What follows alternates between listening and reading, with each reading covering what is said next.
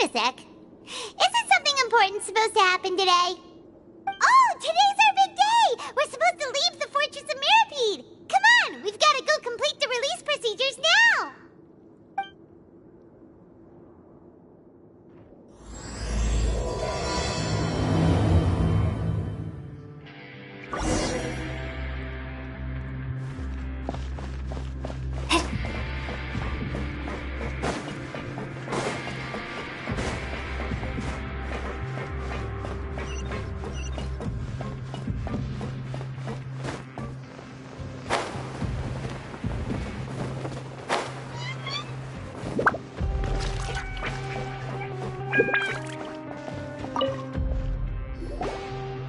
Please, sign here. This document will be effective immediately upon signing, and you two may exit the Fortress of Mirapede via the regular channels. It's been so long since we've been to the surface. Let's hurry up and... Huh? What's happening?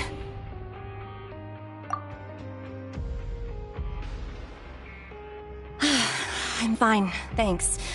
But I wonder what that tremor was just now. Let's go ask the Duke.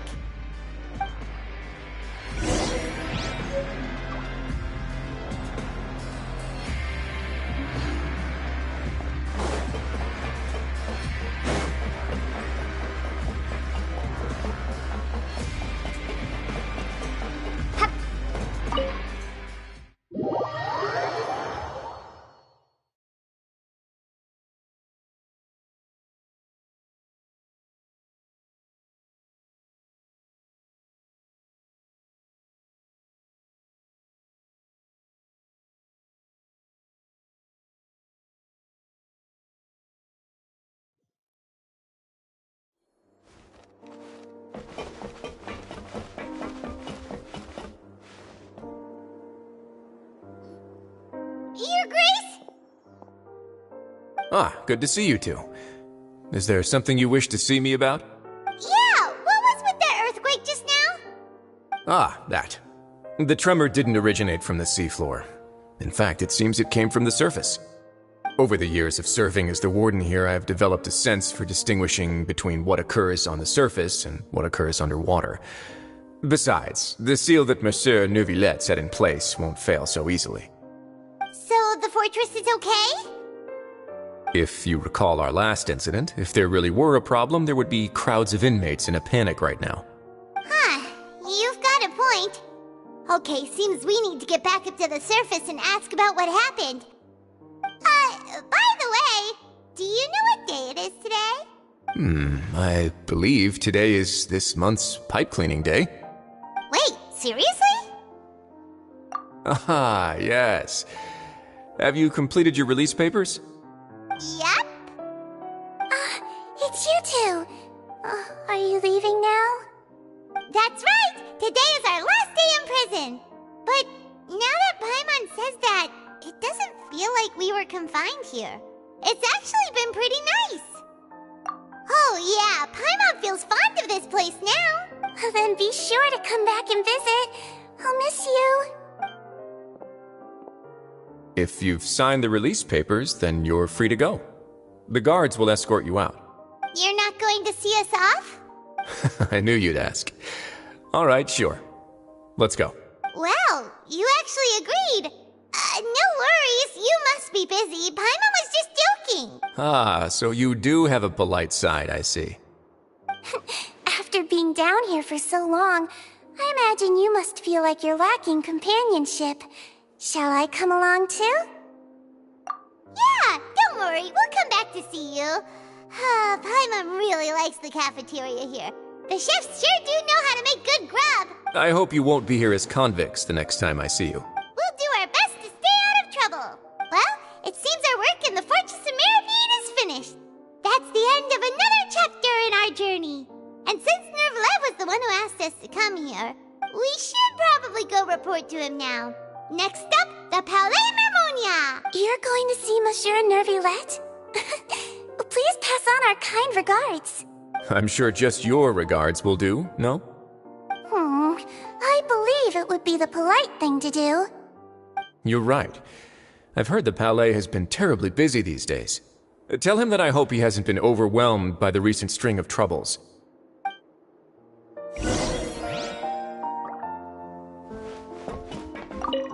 If you're concerned about things at the Palais, why don't you take some time to go up and check things out? I believe you should still have some vacation time to spend. Thank you for being so understanding. It means a lot. It's been some time since I've gone to the surface. I must say that I've started to miss it a little.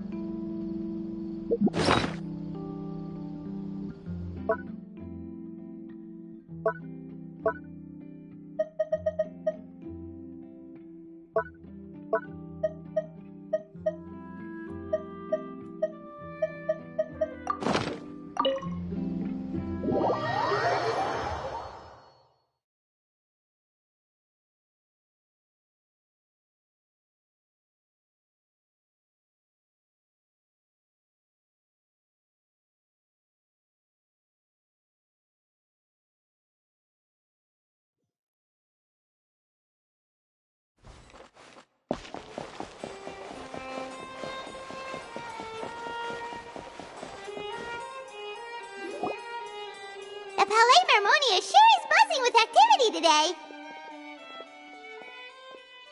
Halt! Huh? Oh, it's you two. Apologies. Monsieur Neuvillette did say you'd be welcome at any time. Excuse me, would you mind helping me take a look at this report? I'll be right there. Sorry, I've got my hands full here. You can see yourselves in. Everyone's so busy. Seems a lot has been happening.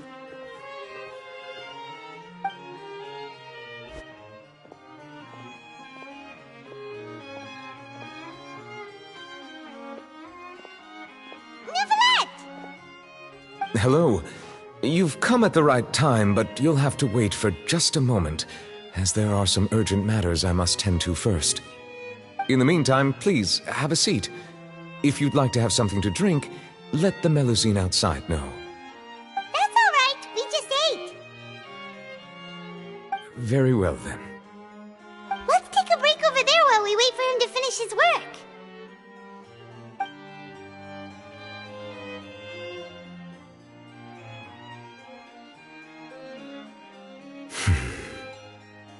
All right. That should wrap things up for now. Are you done with your work? Yes, sorry to keep you waiting. Today should be the day you were released from the Fortress of Meripede, and it appears that you've managed to complete all the release paperwork. That's right, and we came here to see you right away.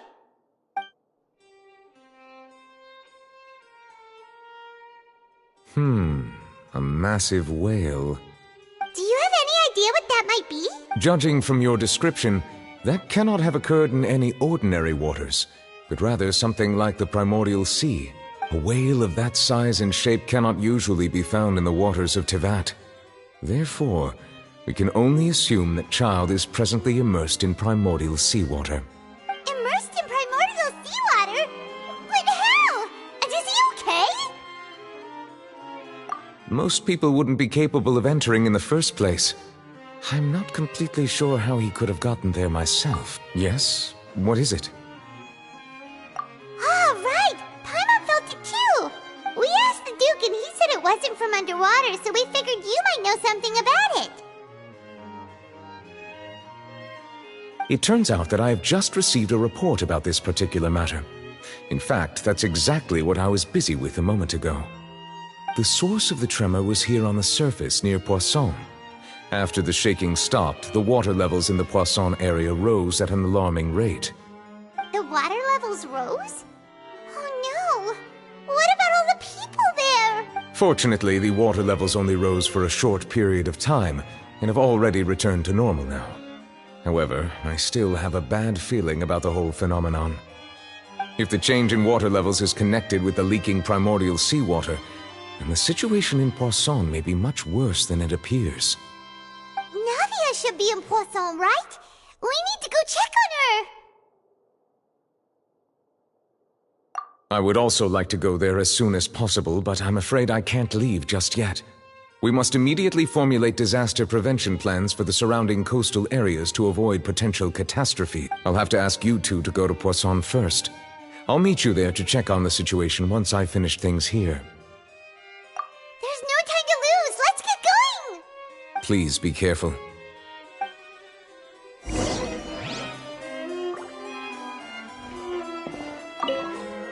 The two of you have my thanks.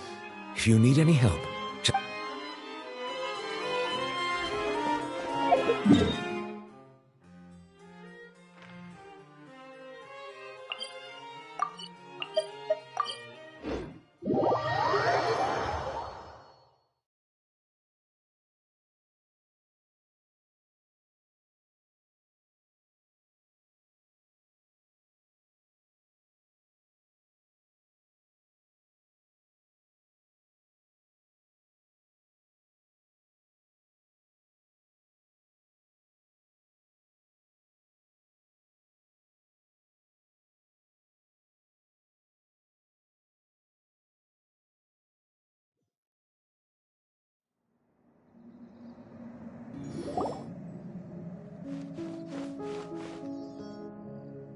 Oh no! What happened here?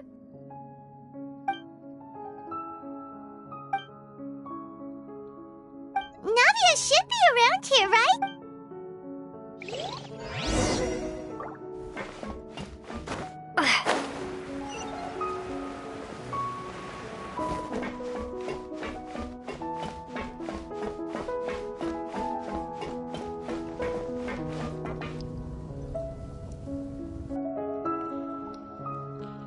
We haven't seen a single soul all the way here.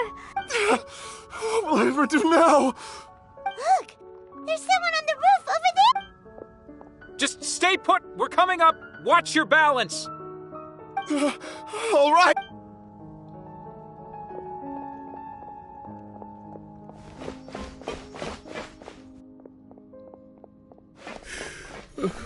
I'm not young anymore. How will I survive? Oh, he looks pretty sad. My leg! How could this have happened? Just hang in there. Help is on the way.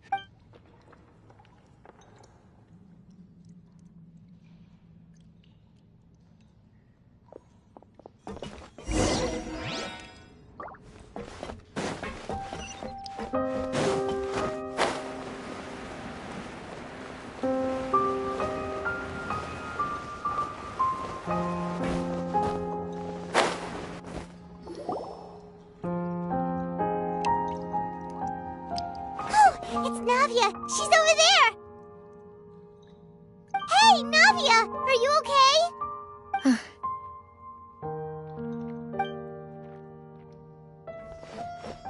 You're here. We heard there was a situation in Poisson, so we came as quickly as we could! Yes. As you can see, the water level suddenly rose. It caused quite the disturbance, in fact.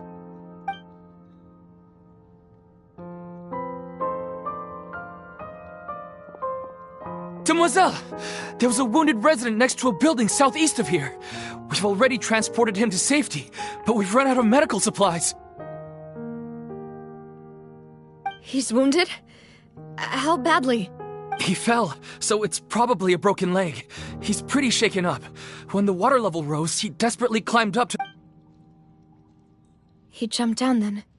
Find the leader of Squad 1 and tell him to take the... Understood. I'll take over his search and rescue mission in the meantime. All right, you'll be in charge. I'm sorry. Where were we? The situation in Poisson? Right. Allow me to explain. A little earlier, we suddenly heard a loud noise. At first, everyone thought that something might have exploded in the waterways. But before we knew it, water started pouring out from everywhere. The rushing water seemed a little odd, almost like the unique color of primordial seawater. Some people didn't realize the danger and thought it was just ordinary water, leaking from somewhere. Everyone on the street who happened to be close to the water didn't have a chance to escape. As the water levels rose, they suddenly disappeared. Those who realized what was happening started to flee in a panic, desperately trying to get to higher ground. Many were injured in the stampede, and some people fell from significant heights. The Spina di Rosula initiated rescue operations as quickly as possible, but there have been a lot of casualties. Fortunately, the water began to recede after some time, and the chaos came to an end. The water that flooded the area contained primordial seawater, so the lower levels of Poisson are still hazardous. To ensure everyone's safety, I've asked the people there to leave as soon as possible. No one knows if this could happen again. All we can do for now is try our best to help evacuate the residents. We still haven't completed the head count, but we'll have some numbers soon. How awful. And all of this just came out of nowhere. It was quite frightening indeed. I only wish that everything that just happened was a bad dream. Is there any way we can help, Navia? Thank you for being so willing. Don't say that, Navia.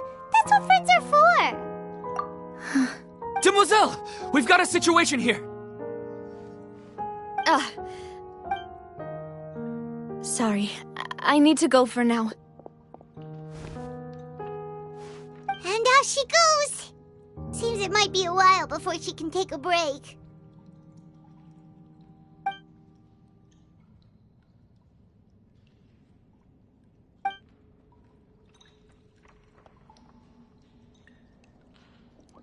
Okay, the wounded are being tended to, and we finished a preliminary head count. More support has just arrived, so I suppose I finally have a moment to focus on my own matters. Of course, we should remain ready for anything, and continue doing our best to rescue others. I'll be sure to have everyone at the Spina di Rosula ready to render assistance. Traveler, Paimon, would you two accompany me to my father's grave for a moment? Huh? Right now? Thank you.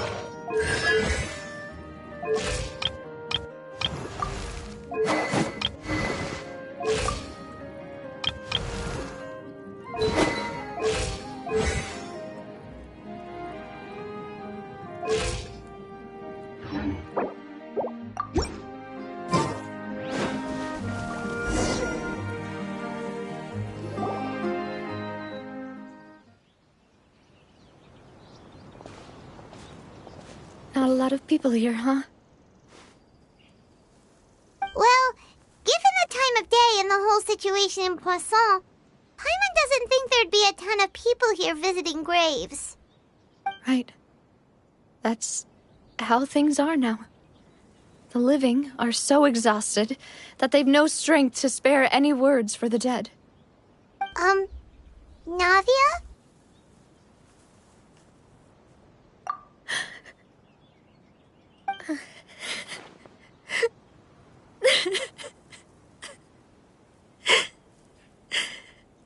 Navia, what's wrong?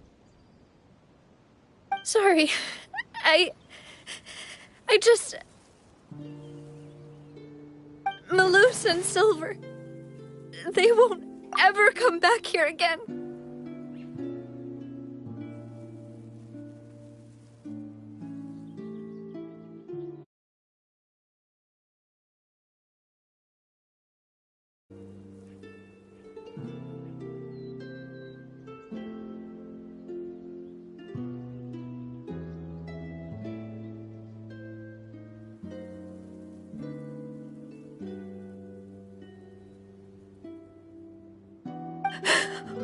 What should I do, Papa?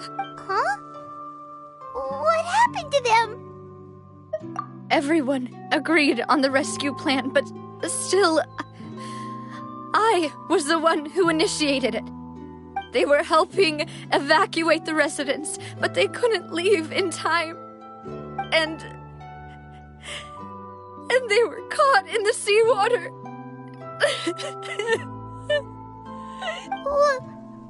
What should we do? I've known them for so long. And I know they weren't afraid. But I could at least hold a funeral for my father. And I know where he rests. But as for Malus and Silver, they're just gone.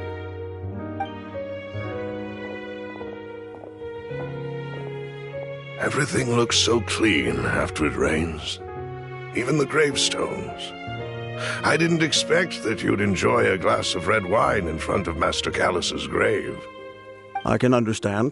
Besides, the scenery here isn't half bad. See, it's not just me. I always want to bring something when I visit Papa.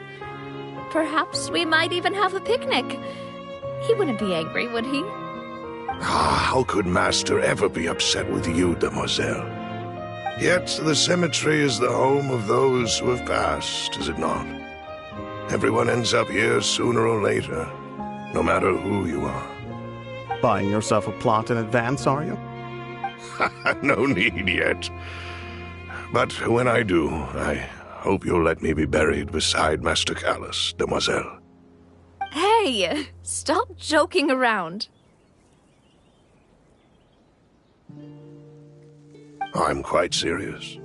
That way, it'll save us both the trip to see each other whenever you visit your father's grave. That makes sense. In that case, could I be buried on his other side? After all, besides you, demoiselle, the two of us could certainly be considered Master's closest companions, no? Personally, I believe we fill those shoes just fine. Why are you bringing this up all of a sudden? Seriously. All right. I'll remember your requests. But I'd really prefer not to talk about this stuff. And what do you mean by saving me a trip? I'd make the journey even if I had to visit you two somewhere else. I've promised to let them rest in peace here. But here I am breaking that promise. I'm sorry for letting you see me in a mess like this. I don't usually cry, really. Paimon doesn't know how to help you feel better. But, well, she understands how you feel. I'd always thought I could make my wishes come true. But now that I think about it, that never solely relied on me. Many things can only be accomplished with someone else's help. Malus and Silver have helped me so much. But by contrast, I could do nothing for them. I'm so sorry. You can spend as much time as you need here, Navia. We'll stay with you.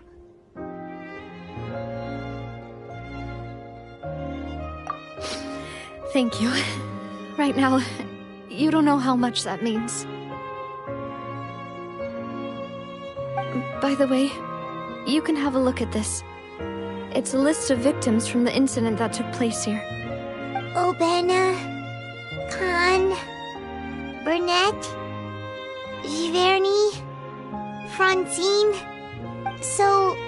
It's okay. I know what you're thinking. And you're right. We lost Malus and Silver. But we were able to save more than we anticipated. The overall outcome indicates that the cost was worth it.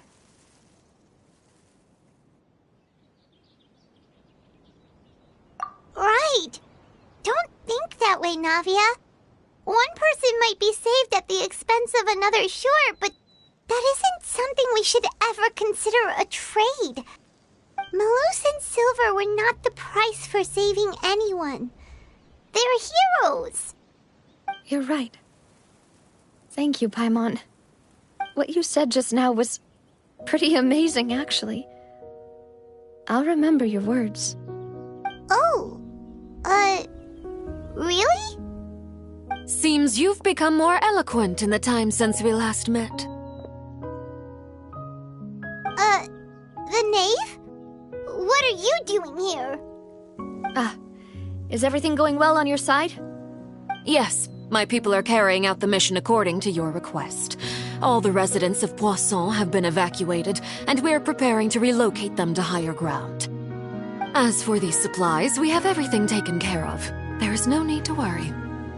Thank you very much. Wait, do you two know each other? We just met recently. Right, Miss Navia? Usually, I would call this a coincidental encounter. But that doesn't quite fit this time. Besides, it never even crossed my mind that a Fatui Harbinger would come looking for me.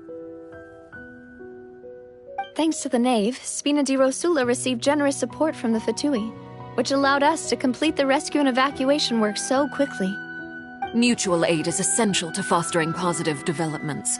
We were already in the area, in any case, so it was nothing. That said, I must say that you're a lot sharper than you let on. I'm sure you understand what I mean. I apologize for all the ways in which I tested you previously. We've never worked with a Fatui before, and it's extremely important for us to know who we're working with. My subordinates have reported that Fatui soldiers have been observing water levels and taking head counts in various locations. I hear that they've also prepared a large amount of emergency supplies.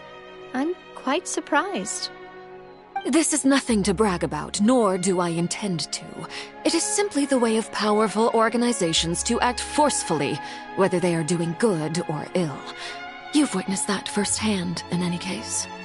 As I've told this traveler before, I know of the prophecy, and I intend to prevent the impending disaster. Lending your organization a hand was a natural first step in accomplishing that. As such, do not be troubled by this token of our sincerity. Perhaps one day, you'll also be able to help me in the same way. Without your help, there would have been many more casualties. I won't forget your kindness. Furthermore, I sincerely regret what happened to Malus and Silver. I only wish that my people could have arrived a little earlier to prevent this from happening.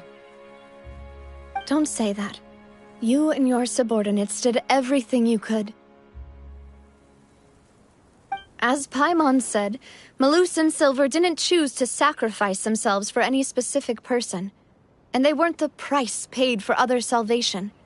They chose to become heroes themselves. I've never liked hearing people put it that way. It's like trying to relieve pain by saying some noble-sounding words.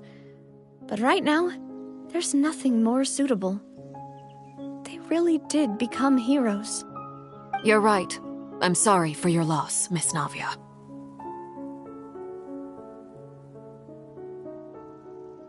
Water is life to Fontaine's people, and it also spells disaster.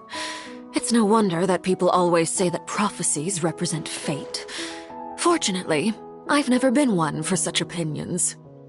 So, you're one who will try to change fate, then? Of course. That is why I'm going to Hotel Bouffe de Thé. I still have some things to take care of, and the children need my attention. By the way, Traveler, Paimon, one more thing. Alright, then we'll just... Huh? This isn't right. Paimon thought you would ask us to walk with you for a moment so you could tell us something in private. That is a clever and useful conversation technique, which I do like to use when necessary. But there's no need today. It would not hurt to have Miss Navia listening in.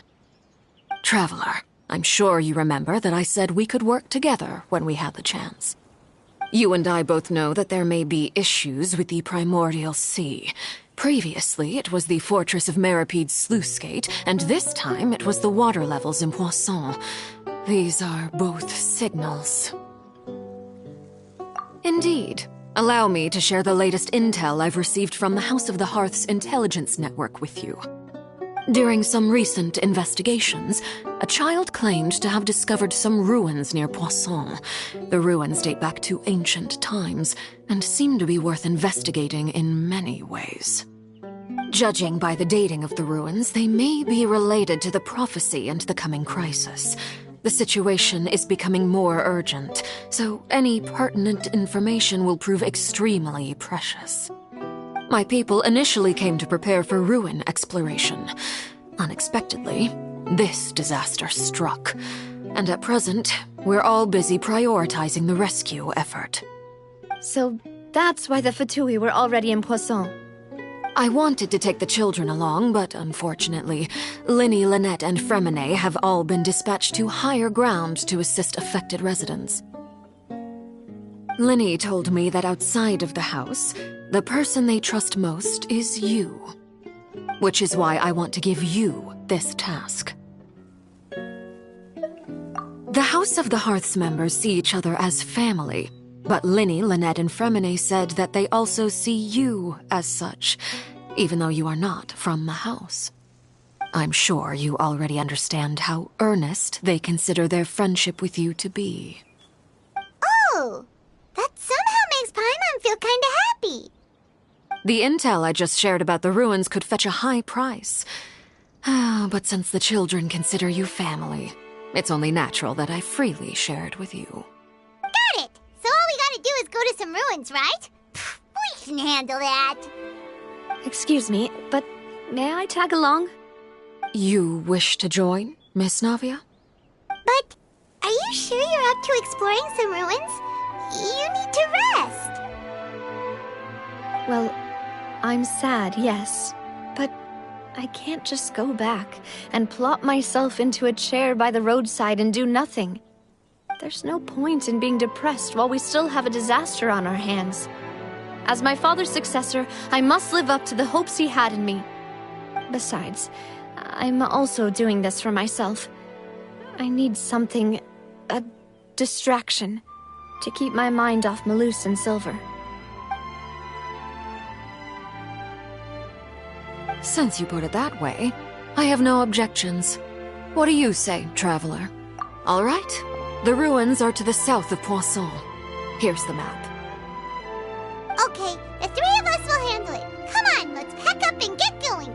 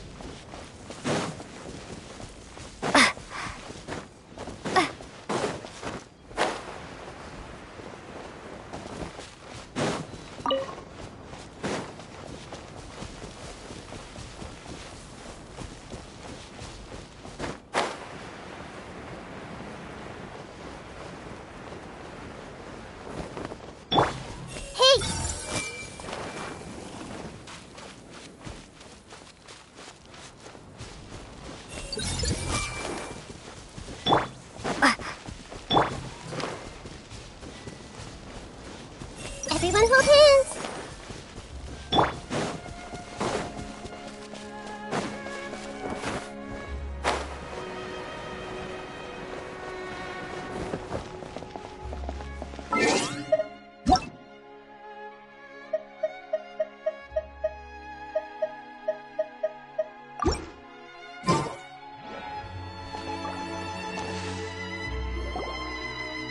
So, are these the ruins the knave was talking about?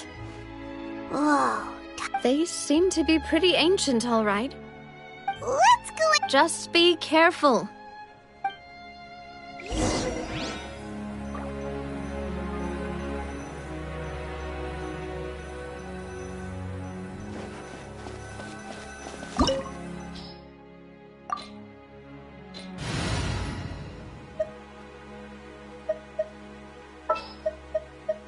Who's our target this time?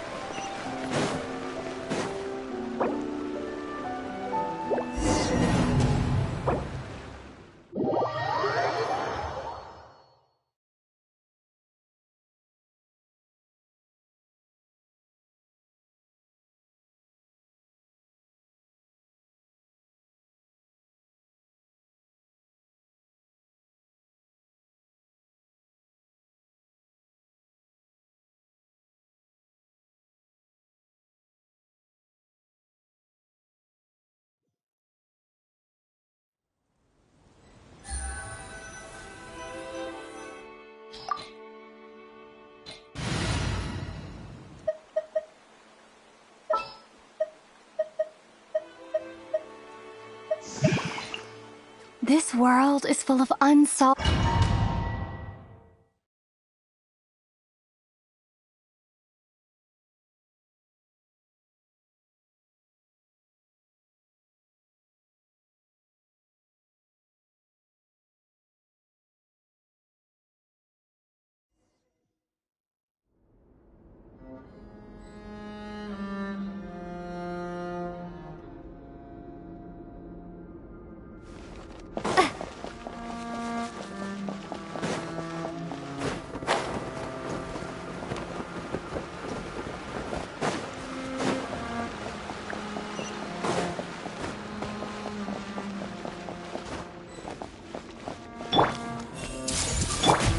Shower me with praise! Bow your head.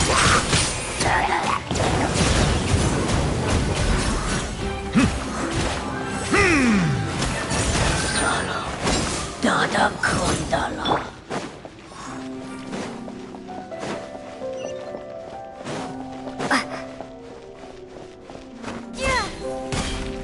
Floor here isn't safe! This might hurt a little. Silence!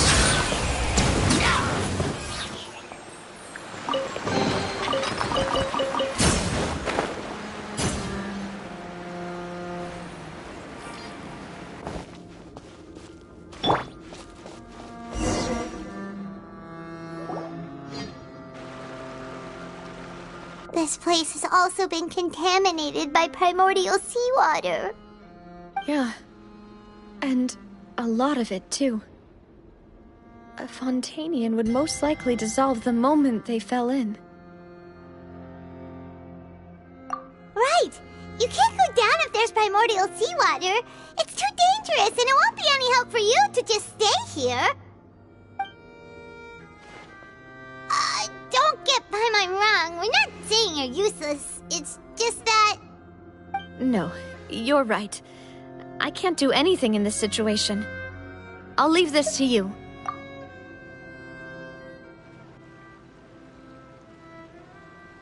That complicates things. Maybe the only way left is forward. In that case, do you want to wait for us here? The water levels here are unstable, and there's a chance the water will rise. So, staying here wouldn't be safe either. I'll go together with you. Perhaps we'll find the exit just up ahead. All right. Come with us for now then, but please be careful.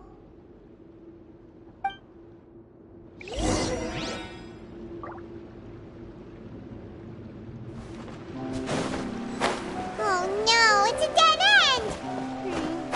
Let's try climbing over from the side.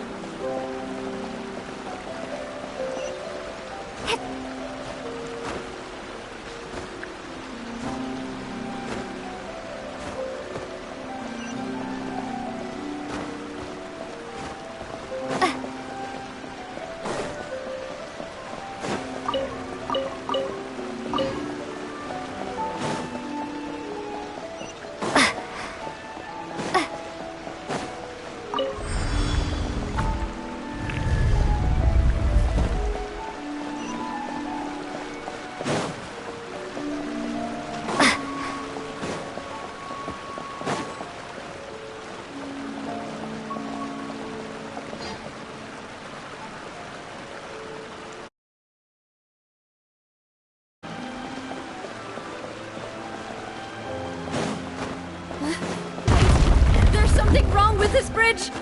Run!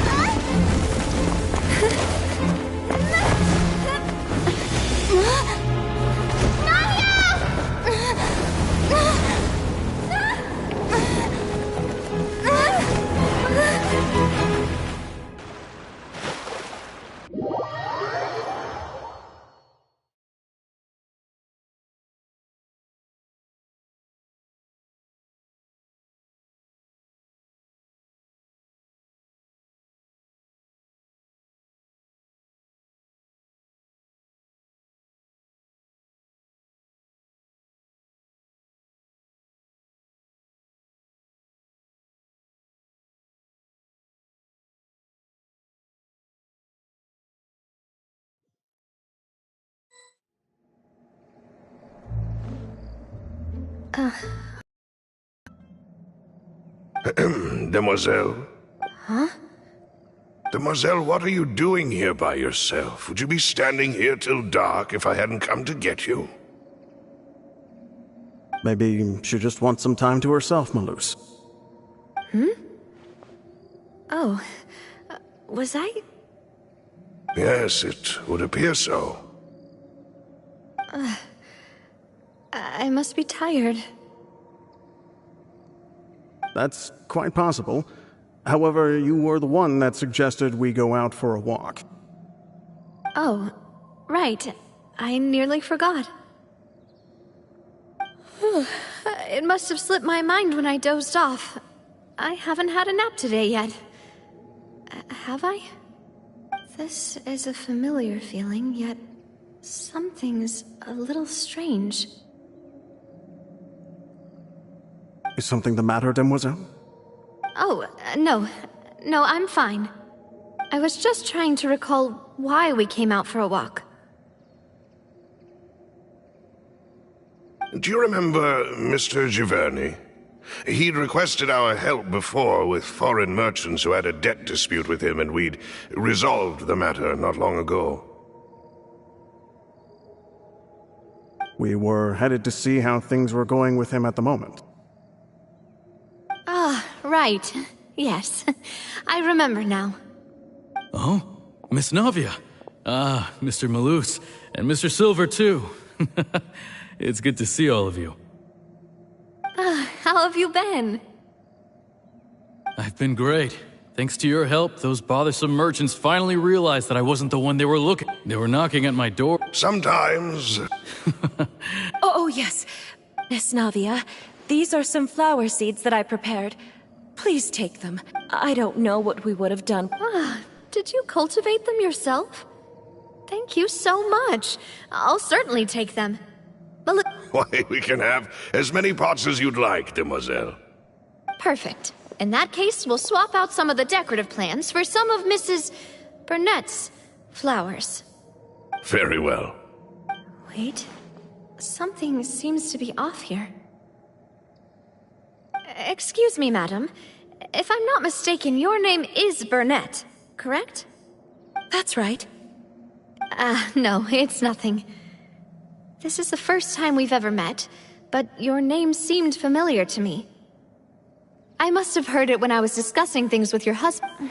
I've heard this name. And why are there so few people around here? We must mind the time. Huh? Well, now... Miss Navia, here you are! My trial? Yes, she's right, demoiselle. It's just about time. Oh?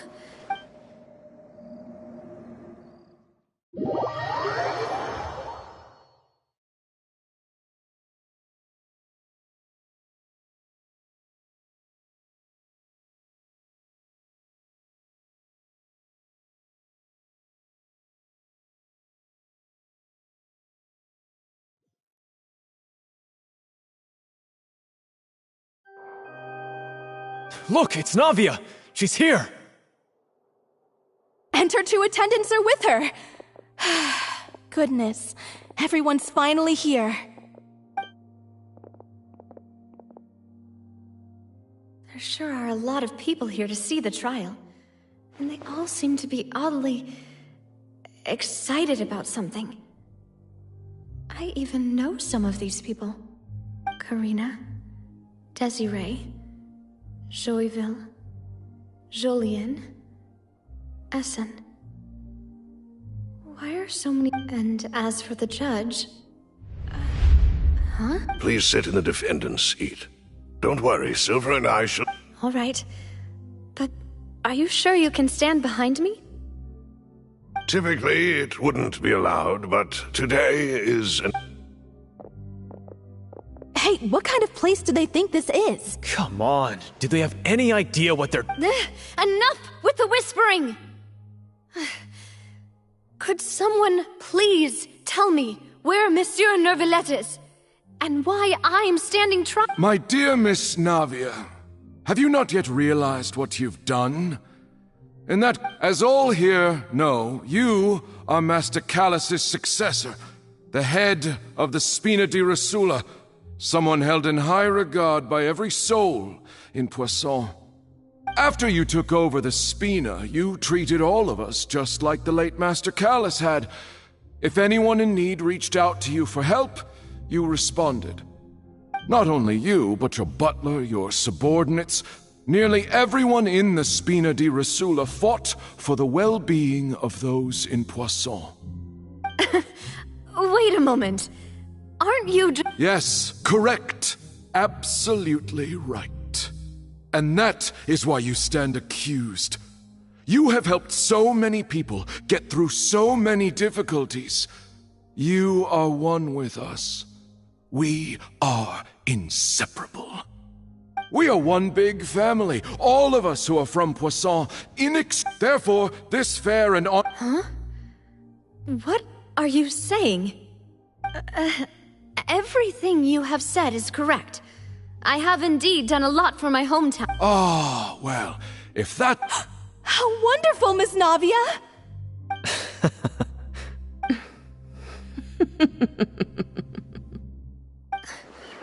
I know all these people.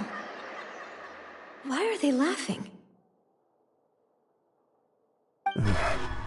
I seem to remember now. Yes, I get it. This trial is... Wait just a moment. This isn't right!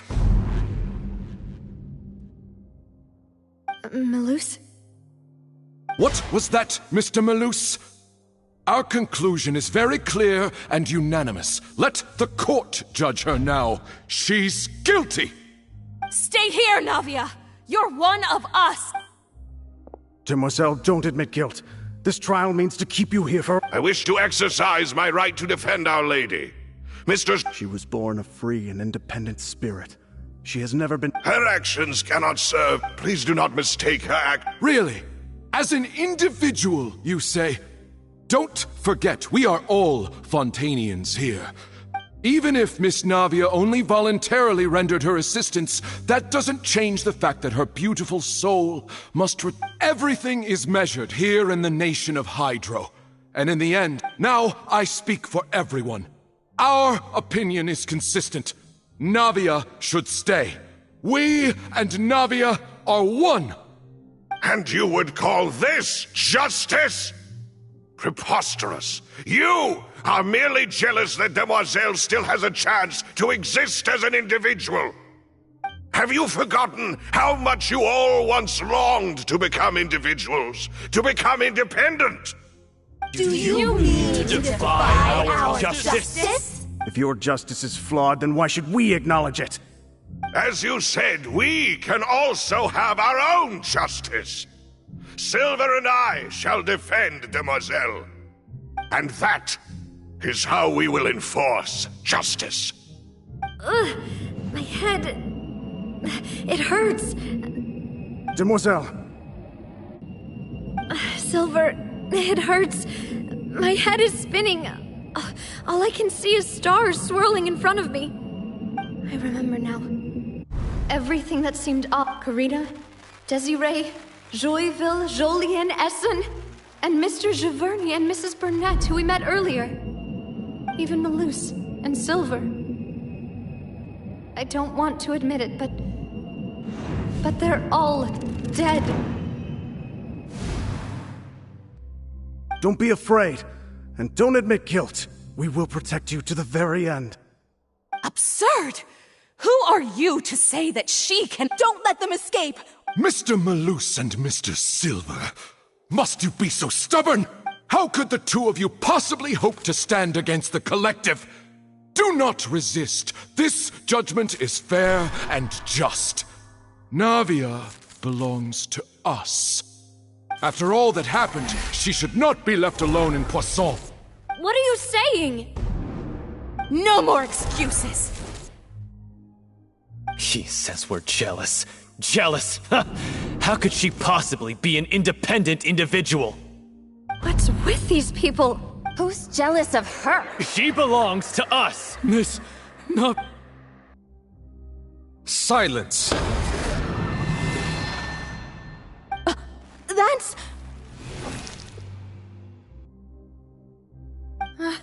Monsieur Neuvillette!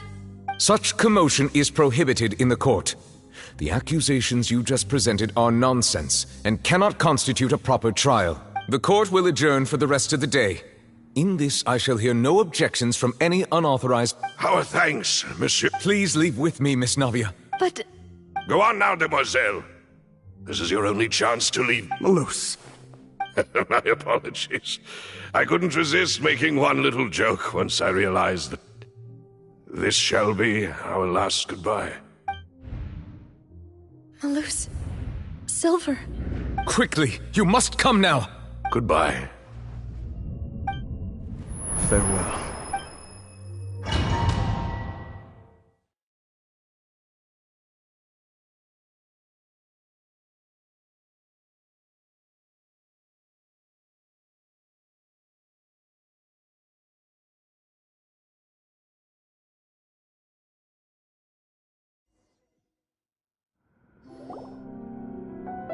No, wait! Just a second! Navia? You're awake. Good.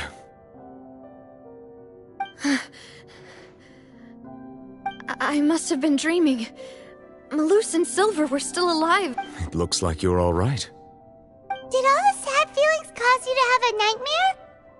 Paimon could give you a hug. The ruins you were exploring suffered a cave-in. When I arrived, I found you falling toward the water. You were just about to be dissolved within, but What is it? I think I saw 2 Oceanids protecting you. It was only for a moment. perhaps even a fraction of a second, but they gave me the chance to retrieve you. Were it not for their intervention, I would not have been able to rescue you before your consciousness dissipated. Wait, did you say Oceanids? You mean like what happened with Vache? Perhaps those two Oceanids were the people you saw in your dream. I always told them that they didn't have to Please come with me.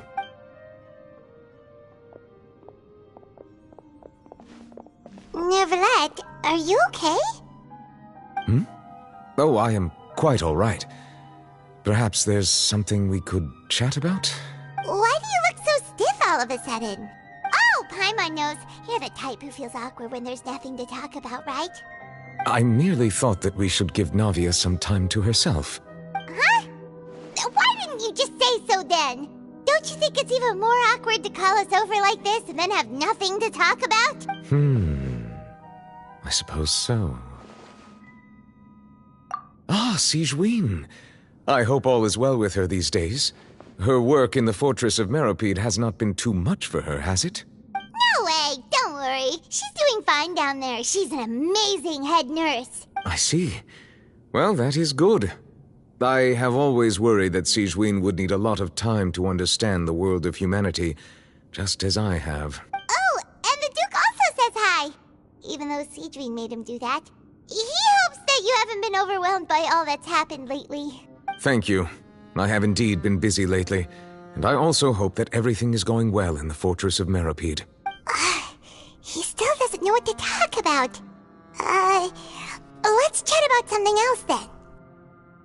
So, Neverlet, you're probably quite the swimmer, huh? Yes, of course. This isn't going anywhere. Let's try something else. How did you find these ruins? Did the knave tell you? Yes, in fact.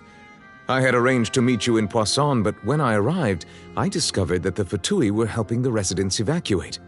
They had even transported a large quantity of supplies to the area. Amid my astonishment, I ran into the knave, and we had a chat. She informed me that she had asked you to investigate the ancient ruins here. Yeah, we originally planned to meet up with you, but we thought you might still be busy with all those official documents. We didn't think exploring the ruins would take very long, and who would have thought you'd wrap things up so quickly?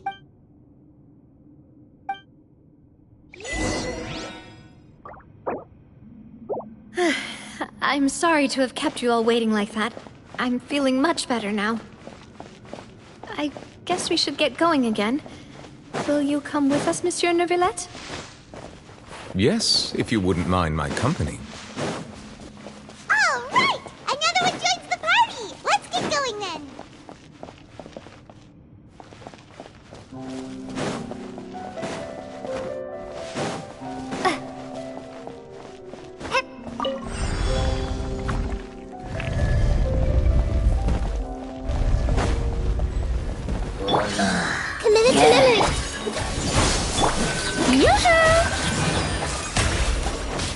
Bow your head.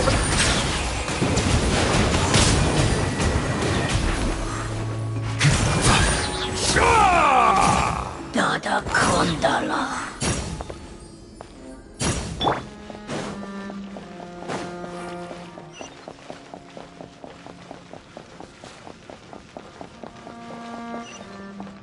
Oh no, another unstable path.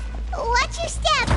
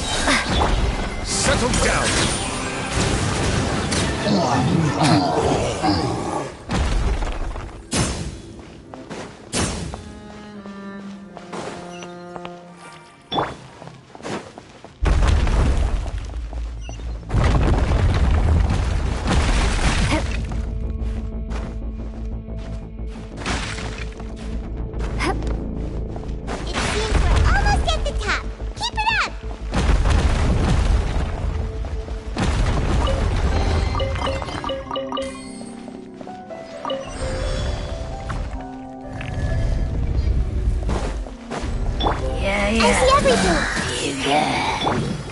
May I present? Spring forth! Shatter! Silence!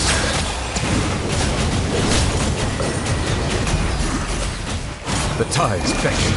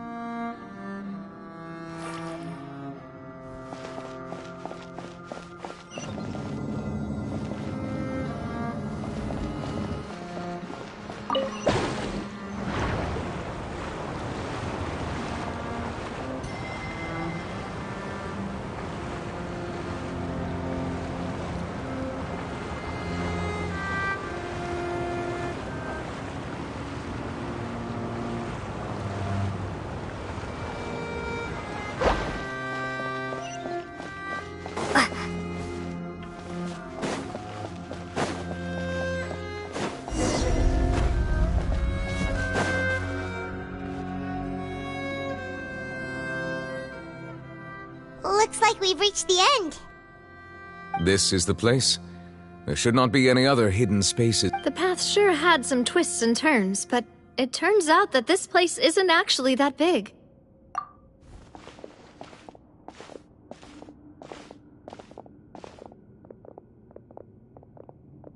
Stone slates.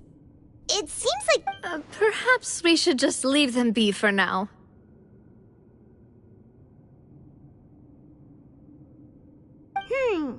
There are 4 locations in total, but only 3 stone slates. The slate that should be in the first empty spot is missing. The surrounding walls also show signs of damage.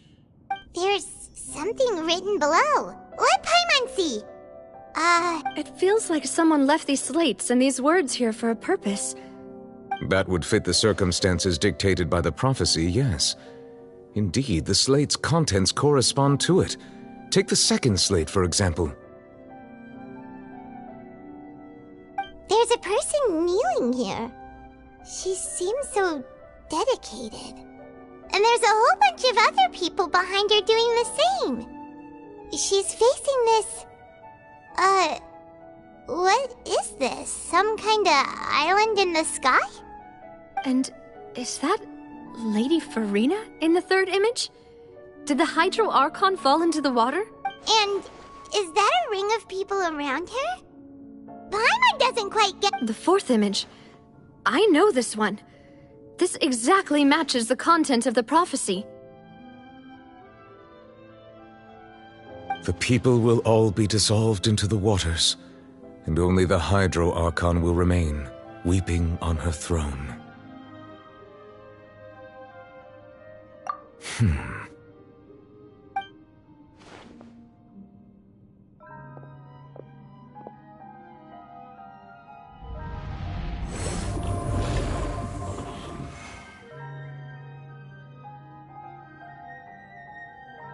More information should be hidden in these slates, but I fear I cannot easily uncover it, most likely due to us missing the first slate.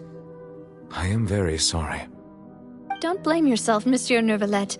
Deciphering ancient stone slates isn't one of your duties. Ooh, Paimon's getting the chills just looking at these slates. This says that it's the history of the future, right? That means the prophecy's sure to come true. I really hope it doesn't mean that. Still, Paimon feels like these images are kind of weird when you look at them together.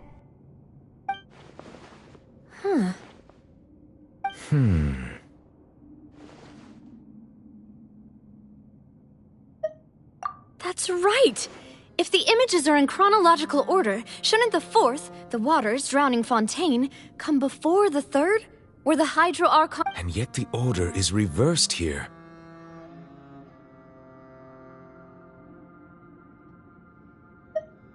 If we go by timing, Lady Farina only emerges in the third image. That means that the person in the second image might be the previous Hydro Archon. Egeria, then. I had never met her, but her appearance here does match the records. The previous Archon kneeling before the floating island in the skies, as if confessing a sin. Did she herself commit that sin? And if not, why would she be in such a posture? Also, I'm still wondering why these ancient stone slates are here at all. Judging from their contents, could this place be the origin of the prophecy? Does that mean that someone, or some people, once saw these slates? But who would have created these slates and left these words here? It seems that any further clues will have to come from Farina. In that case, there's no time to lose. There's nothing else to be gained here, so let's head back first. Yeah, we better get somewhere safe for now.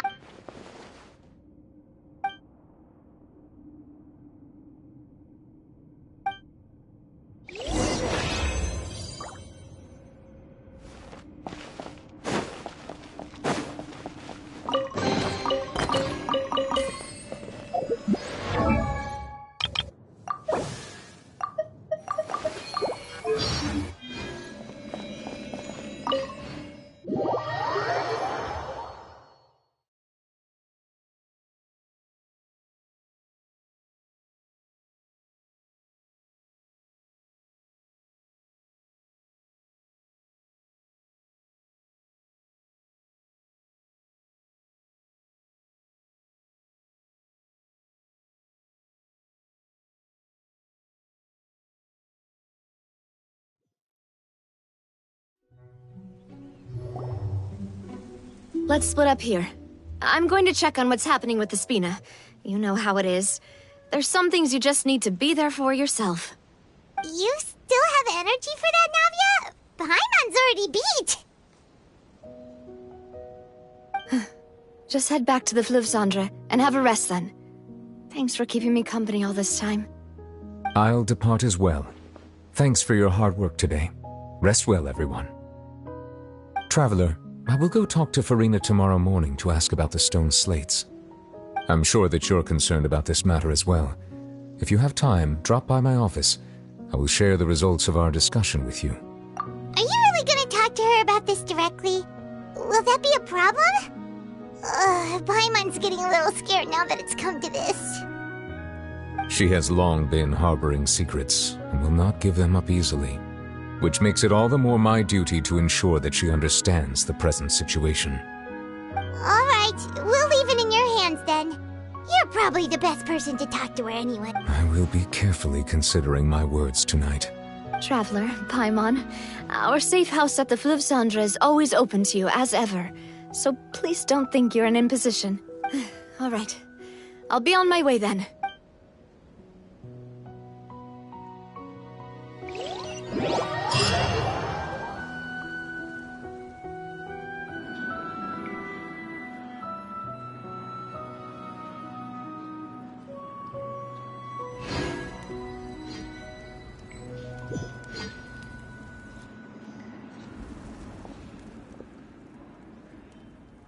Welcome back. We've got a special menu prepared for you two tonight. Yay! And there's good food too! Navia! Paimon's already starting to forget. Oh, that voice. Is that who I think it is? Huh? It's you two. What are you doing in Fontaine?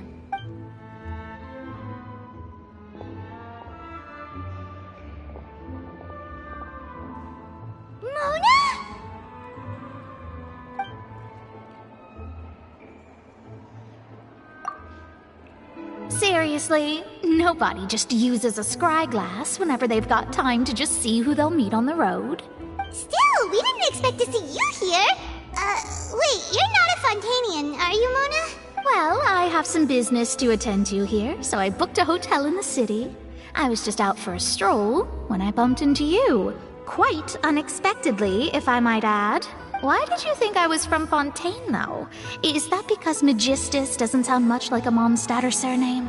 Yeah, let's go with that. Well, I used to have my own surname, which was well, some other thing. Either way, the old hag told me when she took me as her disciple that the first step to being a great astrologist's pupil was to change that name. There was nothing for it, really. She really is amazing at astrology, so I changed my name to what it is now according to her wishes. To my surprise, however, Megistus is not the name of some ancient house or clan. It isn't? Nope. Although it is used by us in place of surnames, it generally just means great. Wow! Imagine including a boast in your name. Wait, are you gonna have to put that into your genealogy as well? I reckon so. In any case, I'd give my disciple a name like this as well, if I were to take one. Astromancer Barbeloth Trismegistus. Whoa, that's a long one. Does it also mean great or something? My name means Mona the Great Astrologist. As for the old hag, hers is, in plain speech, the thrice-as-great Scholar of the Stars. Just take it as a title specific to astrologists. Thrice as great? That's so petty. I know, right? That's just how she is. She used to call herself Megistus, actually, but when she took me in, she changed her name to Trismegistus. Talk about excessive. Megistus is thus the calling card of our school, so to speak, which makes it about the same as a surname. It's all right if you don't get it. That sounds terrible! But anyway, you're not Fontanian, are you, Mona? You're from Mondstadt, right? Well, I was born in Mondstadt, yes. My parents migrated to Dorman Port, and I traveled with the old hag for a while, after which I settled down in Mondstadt City. Oh, that's a good thing then. At least we know you won't be dissolved by Fontaine's waters. Speaking of that, I'm sure you're aware that a bunch of things have happened here in Fontaine, right? I know you're not a local, but I'd avoid getting too close to any water that looks strange all the same. There's something ominous about it. Well, the water, I mean. That was the main reason, yes. Just a while back, the Steambird invited me to take part in a panel and speak about the circulation of the prophecy as an astrologist. The invitation was sent quite early on. I don't think anyone expected Fontaine to be in this much trouble. What do you make of that prophecy, Mona? Just tell us what you think as an astrologist. Your word would go a long way to make things more certain and less scary. What I can tell you is that I'm an astrologist, and that this prophecy concerns the fate of Fontaine, even that of all Tevat. Ascertaining this is akin to reading the fortune of the whole world. I'm afraid that this is not something that just anyone can do. If I could do it, you would no longer call me an astrologist, but a visionary. But on the flip side, the prophecy is so huge and powerful that it must surely come from a powerful visionary. Its contents involve the fate of the world. Disregarding it would be a mistake. A visionary? Sounds really powerful and all, but does such a person really exist? Of course. The old hag could do it, and I bet there are others amongst those Hexenzirkel colleagues of hers who could do something similar.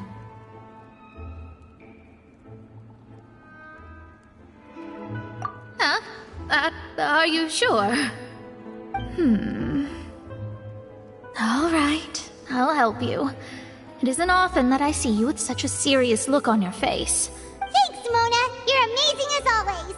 Oh, well, this is something only I can do after all. So yes, your praises are quite welcome.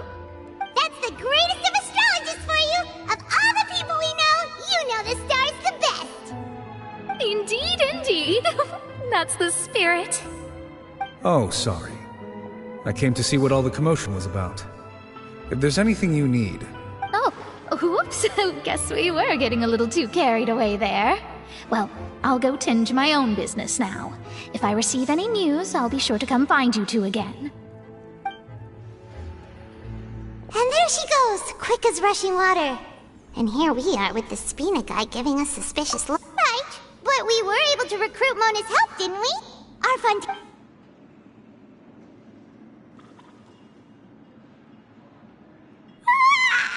Good morning. To be honest, I've I'm still feeling kind of sleepy. But it's time to get up, Traveler. We agreed to go see Neuvillette, so let's pack it up and get going.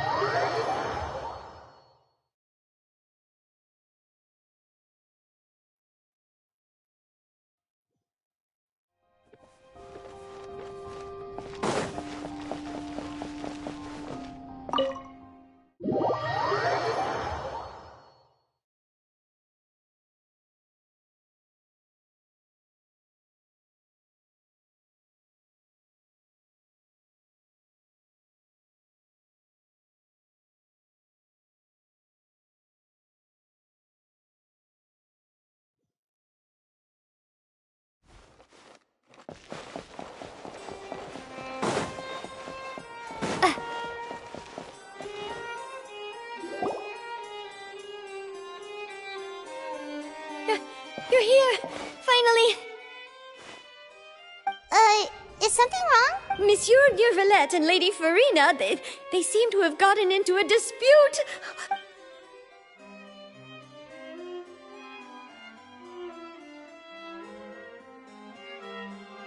Like I said, I've already explained everything! And yet the problem has not been properly solved. There is little space for excuses between us. It is not my intention to offend you, but please, tell me where you stand. You are the Hydro Archon Focalor, are you not? Look at this.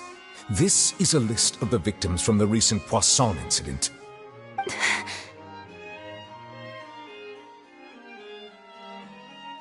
You mean... they're all... We did not arrive in time to avert this disaster, and I will not have it happen again. I will say this once more. You must tell me everything you know. Yesterday, I found 3 stone slates in some ancient ruins near Poisson.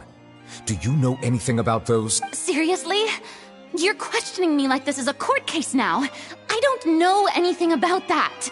But you found them in some ancient ruins, you say? That's correct, which is why I came to ask you some questions. There should have been 4 slates, but one of them was missing. The other 3 feature different images that seem to correlate to the prophecy. The prophecy?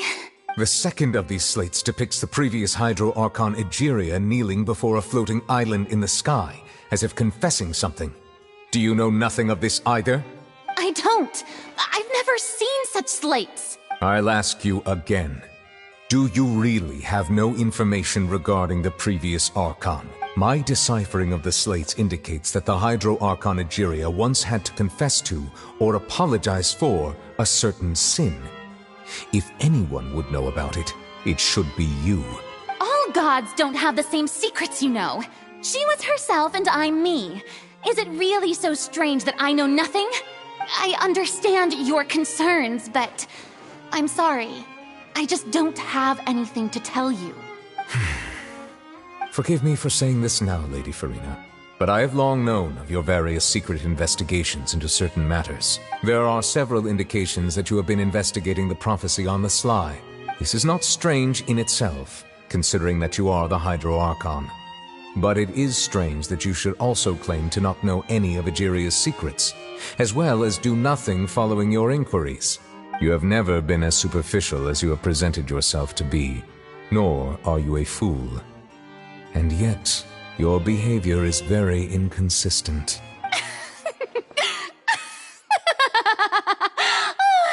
So you've been watching me all this time, have you? I didn't think you were that type. You... Well, since you know about my secret investigations, then you should know I'm actually working to take care of it. There's no point questioning or suspecting me.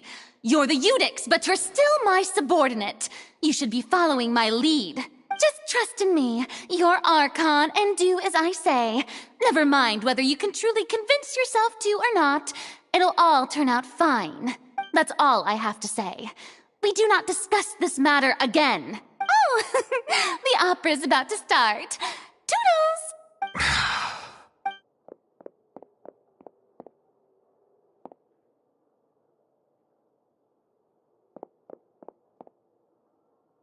Did Farina not notice us standing by the door?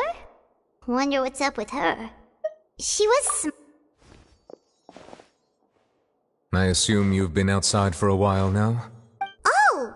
You noticed! Seems Farina didn't even realize we were here. She was in a great panic, though I cannot discern the reason. Our discussion reached impasses time and again, a state of affairs that we cannot allow to continue. Still, I do not understand. Dialogue is the basis for understanding, so why did she keep refusing to engage?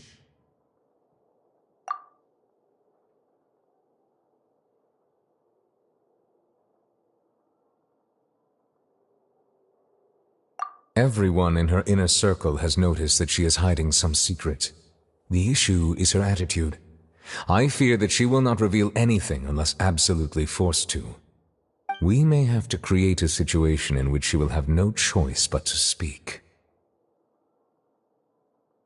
Oh? Like what? Normally, people will only reveal the truth when standing trial. Perhaps we must have the Hydro Archon experience just such a scenario. But Farina's seen so many trials, and she's really good at dodging questions. How do we make sure that she won't just slip away at the first chance she gets? We will need to consider this thoroughly, join forces with various parties, and then do what we can. If at all possible, I would prefer to recuse myself from this affair, but we must prevent the prophecy from coming to pass. This may be cruel to her, but all Fontaine is in crisis. The information a god possesses is too precious, and so we must take a chance on this. But who will lend us their aid to do such a thing?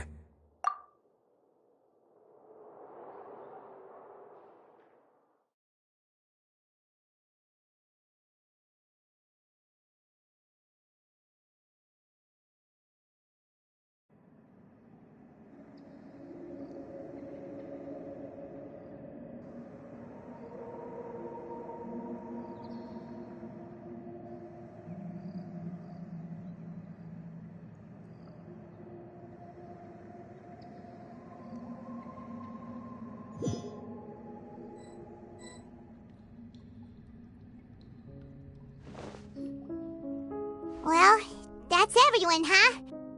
Speaking of which, it was pretty smart of you to think of hiding here. Poisson was just involved in a disaster, so it's presently devoid of people. That naturally makes it the best choice. And here you are drinking tea like it's the most natural thing in the world, huh? That's what families should do. Sit and enjoy a leisurely time together. It's nice to enjoy tea here, you know? Care for a cup? Lend me your ears, everyone. Or perhaps one of you might like to start us off. How about you, friend? Me? No, I don't think I can. Then, how about you, good sir? I fear that I will cause the mood on this boat to become as somber as it is in court. Well then, I guess we're lucky we've got a local like me to organize things. Wonderful, the spotlight at last. I guess I'll be facilitating things from here. That was a little long-winded, don't you think? Oh, you might be right. Anyway, to cut to the chase, our friend here, the Traveler, has brought us together to discuss something. As for what that is, well, let's start by saying that we'll be pooling our efforts together to create a series of traps. Oh, how intriguing. Well, it's just an expression, really. One that I just learned from Chlorand, and use on the spot. So, let's invite her to explain in detail. A round of applause, please. Huh? Didn't you say that you would be facilitating this? Oh, come now. Your work doesn't involve much public speaking, right? This is a good chance to practice. You might even pick up some fancy oratory tricks to impress your boss with in the future. I see. And what does my boss say? He is glad that you consider him your boss. Do go on.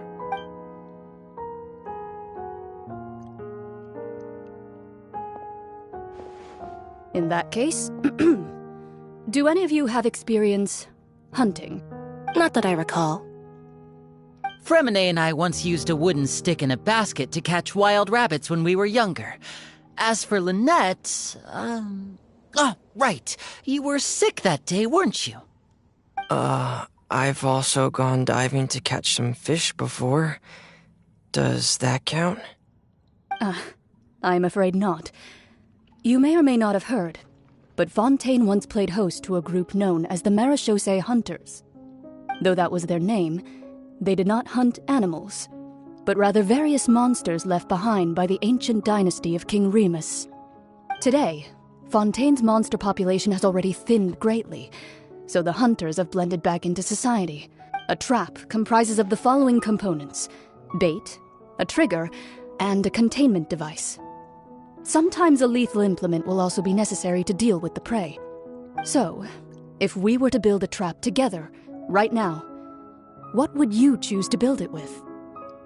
For me, I would prefer something basket-shaped. Pigeons and rabbits will see the bait and naturally enter the snare.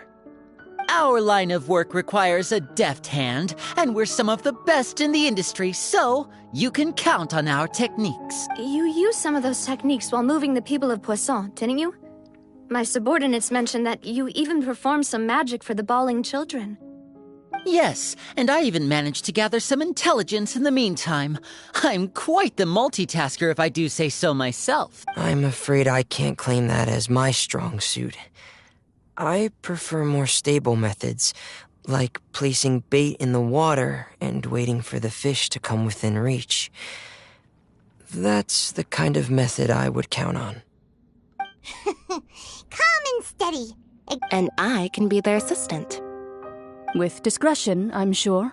I'd probably use some sort of mechanical animal. Papa once bought me some small clockwork squirrels, mice, and such. I remember that you liked those too, didn't you? I did. And that would be a good way to go about it.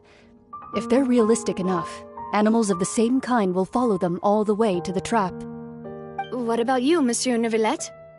I fear I do not have any related experience. That makes sense. You usually solve problems directly, without the use of any such tricks. But I do have one more question for you, monsieur. If we were to create a trap now, how would you design it? I would like for it to be effective, but bring no harm to the prey. Kind, as always. However, our intention doesn't necessarily change the containment device and the type of implement we need. If we wanted to kill the prey in one strike, we would need a powerful implement. However, that also goes for prey that must be captured and safely contained.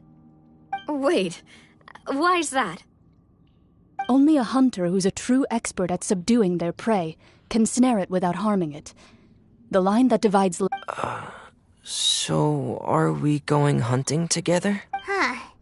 We hadn't thought of seeing ourselves as hunters. If our means of capturing and dealing with our prey is to put them on trial, then the hunting metaphor is actually quite accurate. But we shall require much more courage than any hunter to judge a god, a being whose seat is an exalted throne. Oh, so that's what's going on. Sounds very interesting.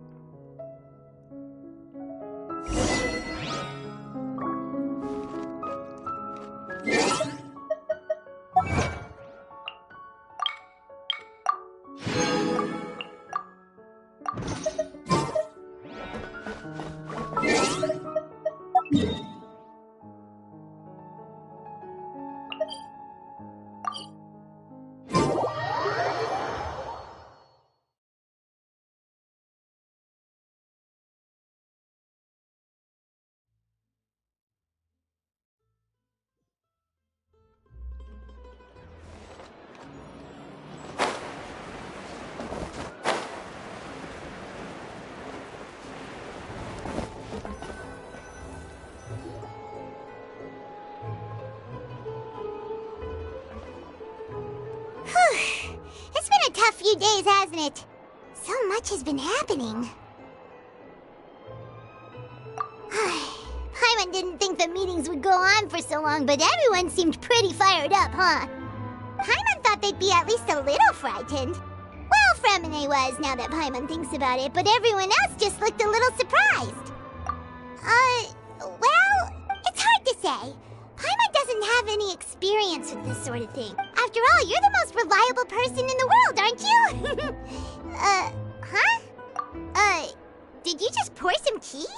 Paimon didn't notice you doing that at all. Then what's that? Paimon's never seen that cup before. Don't be frightened. I'm just joining you two for tea. Who's that voice? Ah, have you forgotten me already? Wait, you are familiar. You're the voice we heard from the sky in Sumeru.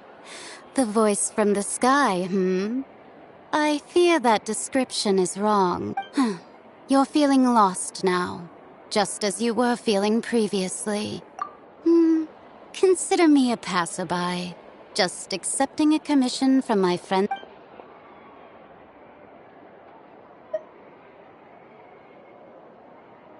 The prophecy. Yes, what has been prophesied will be fulfilled. You may view such things as the history of the future. What? Then is there any way we can stop it? I believe you have witnessed a failed attempt with your own eyes.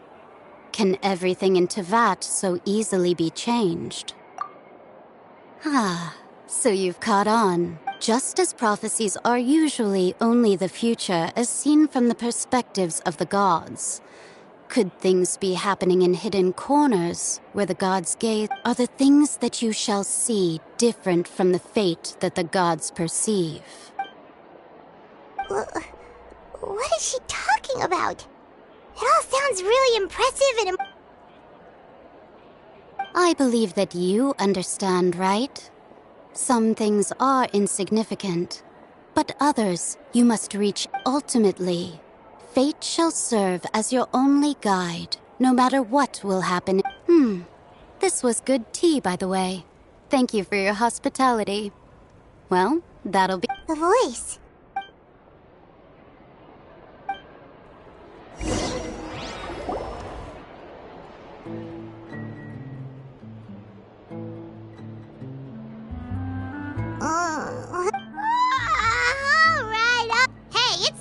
Well, I see I've walked in on some lively banter. Luna!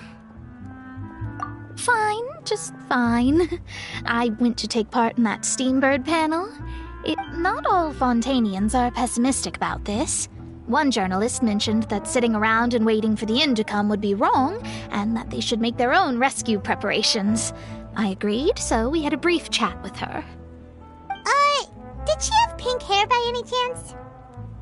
Why, yes, it was Charlotte. I assume you've heard of her, no? That daredevil journalist? I'm in full support of her view. Prophecies are very important, but how can people allow their lives to be commandeered by just a few words? That's right! Paimon's glad to hear something sensible for once. Yes. About what we had discussed before. I did try... Huh? Goodness gracious. Are you serious?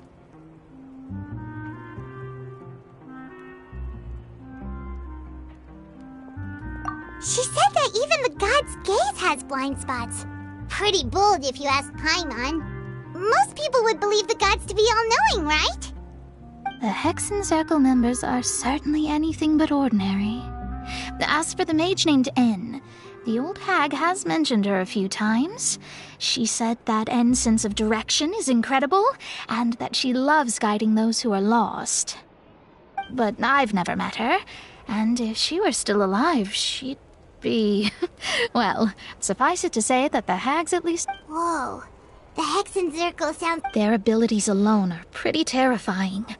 If she came to see you personally, then the problem you're facing must truly be of great importance.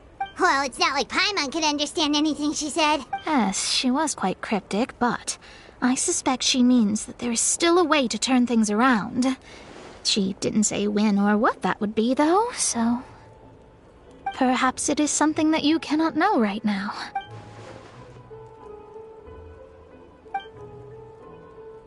Traveler, Paimon, are you two alright? Oh, we're fine. We're just a little down right now. It kind of feels like the end is coming, you know? I see.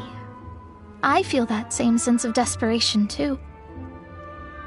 I guess you could consider me someone who has often witnessed fate. So far as I have seen, it cannot be swayed. But even so, I still hope for, and believe in, miracles.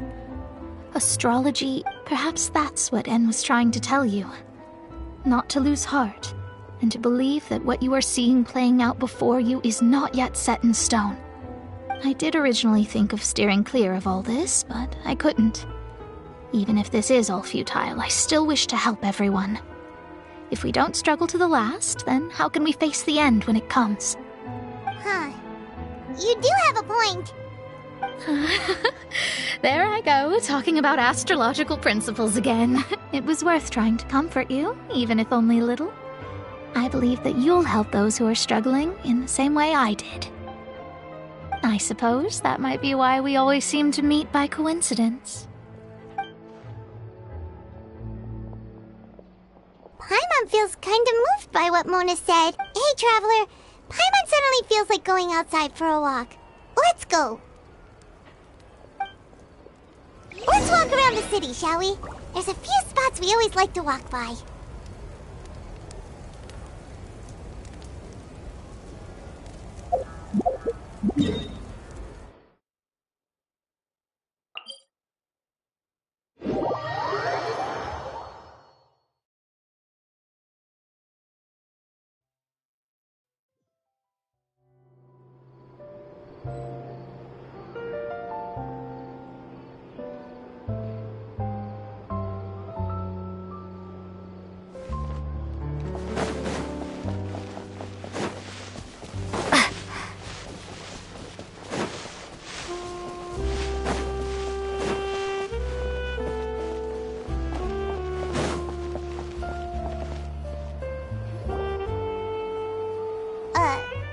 Huh? Our names are written in this newspaper. Let Paimon see. The underwater stronghold, the Fortress of Meripede, has continued in its noble autonomy, but that does not mean that others cannot interact with it. My recent attempts to enter the fortress bore little fruit. Huh. Guess Charlotte still hasn't given up on that. Thus, did an Outlander friend become the focus of this report, a blonde adventurer with their white fairy legends trailing in their wake. It is said that this mysterious traveler once visited the underwater fortress. So while the fortress's interior remains a mystery behind closed doors, do not fear, for the tales of the traveler contain surprises in spades. Journalist Charlotte's biggest scoop yet, the Traveler's Trail, World Walker. Huh.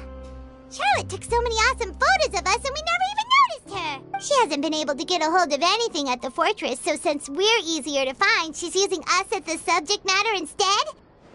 Ugh, seriously? Well, fine. Those headlines and photos do look cool, so Paimon...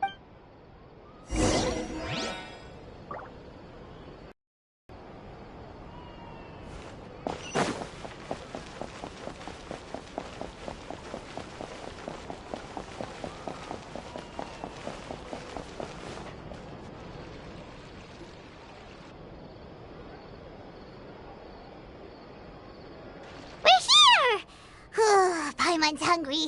Should we go in and get something to eat?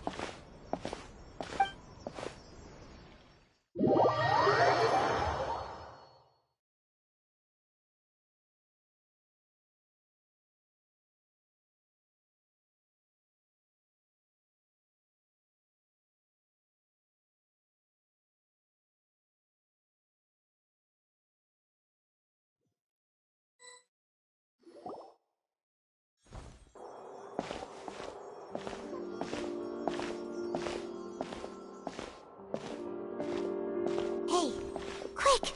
Look! That's the limited edition only 16 slices a day cake! It was so situation we were in. One slice of cake, please. Someone showed up after all! Oh, wait, you're the one from the Palais Mermonia. Oh, are you here to buy cake too? It seems Monsieur Nervalet was right. You really can eat. Wait, did he really say something like that? That's right. Even he has his own preferences when it comes to food. As for me, I love the cake and coffee here. Do you come here often? Usually every day. Every day? It's part of my daily schedule, apart from work. I shall have my cake and coffee. Then what if someone told you one day that this place would be closing soon, and you wouldn't get to eat cake here anymore? What would you think? But why would it close? Well, Paimon doesn't know either, but maybe the waters will rise tomorrow. Oh, the prophecy. To be honest, I haven't paid much attention to that. No, still, even if there'd be no more cake tomorrow, that wouldn't keep me from having some today. No, it's the same for eating in general. You might not be able to eat tomorrow, but if you can do so today, then you should carry on. That's what people call living, you know. Huh. Don't be sad. Excuse me, could I have 2 more slices of cake to go? These 2 slices are for you. Sijuin said that this kind of expression you're making is what humans call being sad. Oh, you know Sijuin?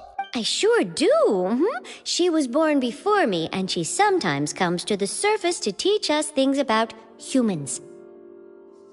She said that humans are creatures that are saddened easily, yes, and you can only lift their spirits by feeding them delicious food. So please try the cakes here.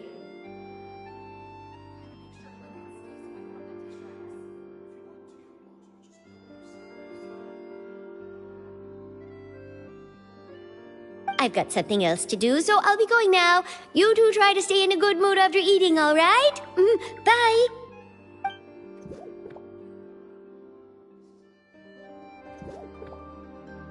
And there she goes!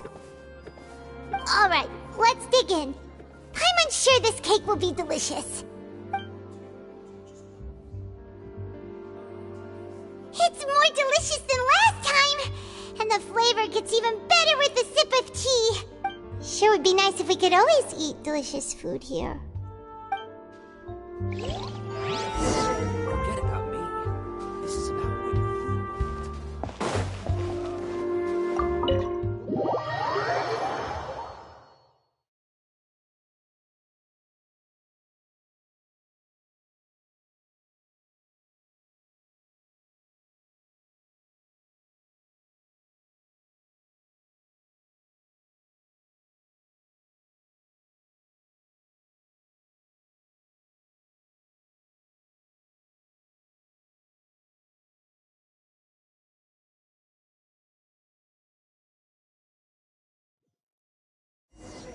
Oh, we're near the Seabird office. Let's go look for Charlotte and have a chat.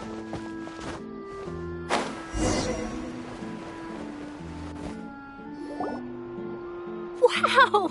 If it isn't the Traveler and Paimon! Oh, have you seen the article I wrote about you? Ha! You've got some nerve! You just used us to make some quick mora!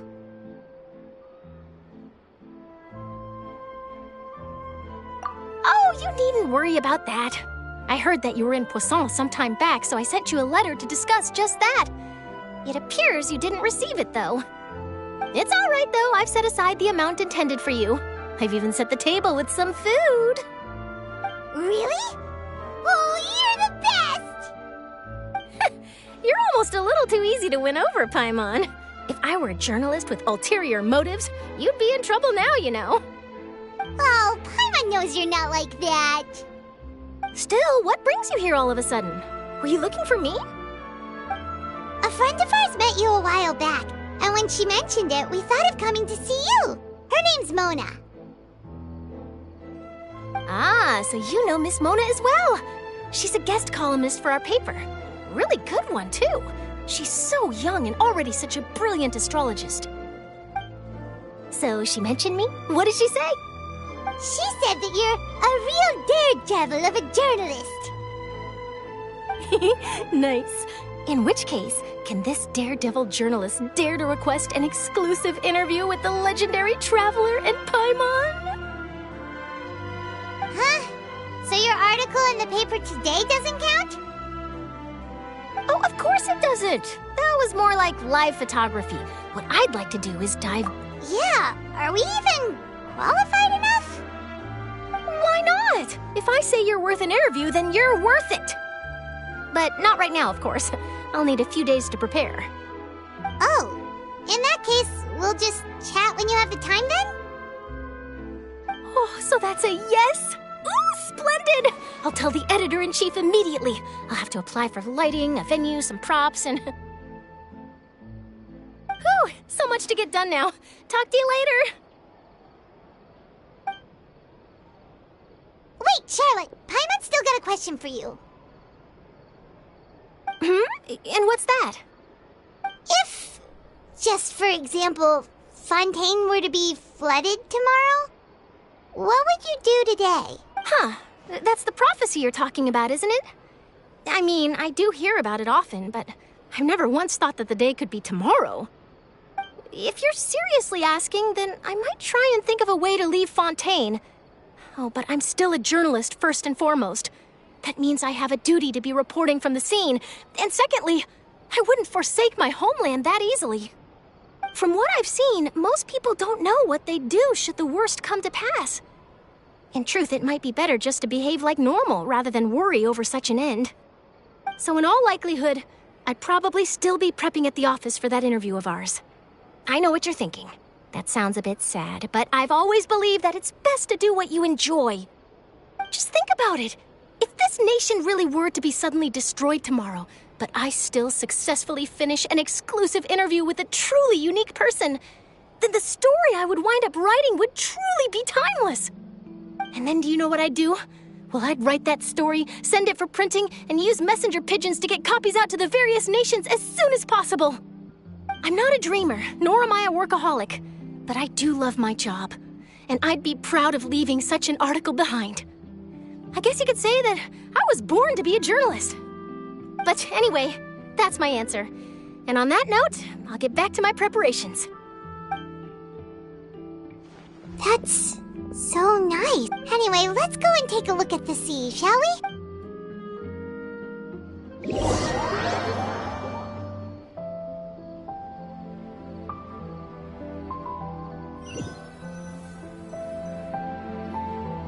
The sea breeze and scenery can be a pretty soothing combo, huh? Paimon's been thinking. If it wasn't Fontaine, but all of Tevat that would be destroyed tomorrow, where would we go and what would we do?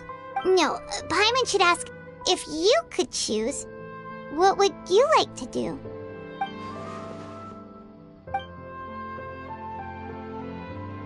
We've always been moving to the next destination, so we haven't spent much time thinking about these kinds of things. We didn't have to either, with us always being on the road and whatnot. You mean, still traveling? Huh. Wait, isn't that what we've always been doing?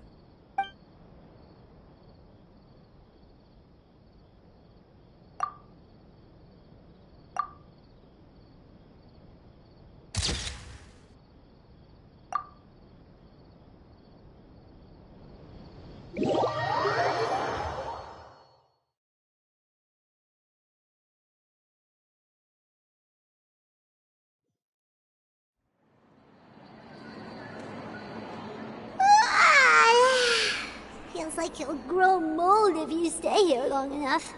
But it's still better than the Fortress of Mirapede, that's for— So the two of you are still here.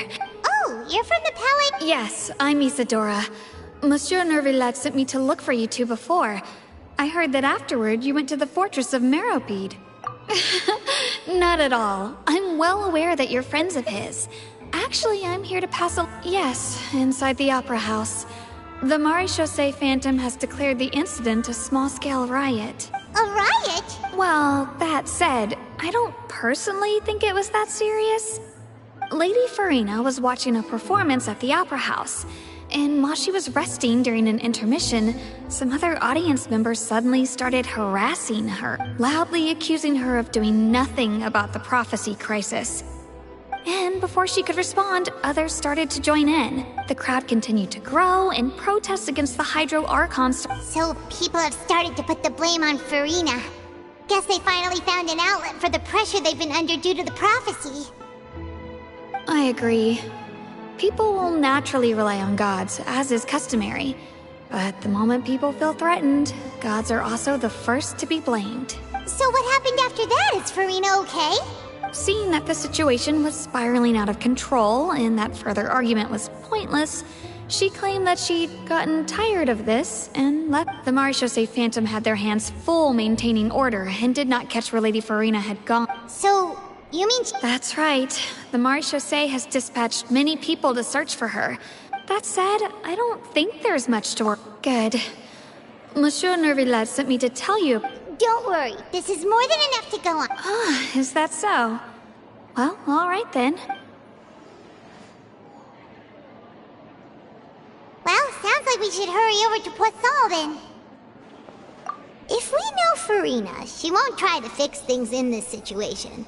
Instead, she'll look for a place to wait out the heat. And, as we also know, she may be loud and dramatic, but she doesn't have a heart of stone. When Nervillet was talking to her in the Palais Mermonia, and she heard about Poisson, she couldn't hide her sadness and remorse. It would be hard for her to ignore being accused by the public today. Paimon thinks Farina's probably taken the opportunity to slip away to Poisson and try to relieve the sense of guilt that she's feeling. Huh. Well, what do you think? Paimon knows the answer, of course, but Paimon can do the analysis to back it up, too. Cool, huh? In that case, there's not a moment to lose.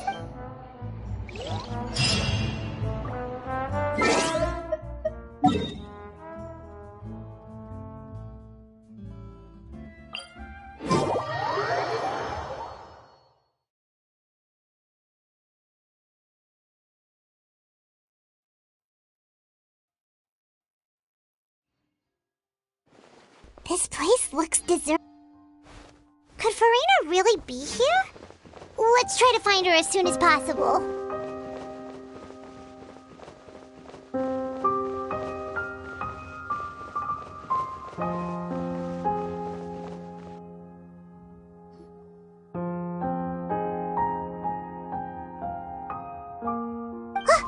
That's Farina, right over there. She really is here all on her own.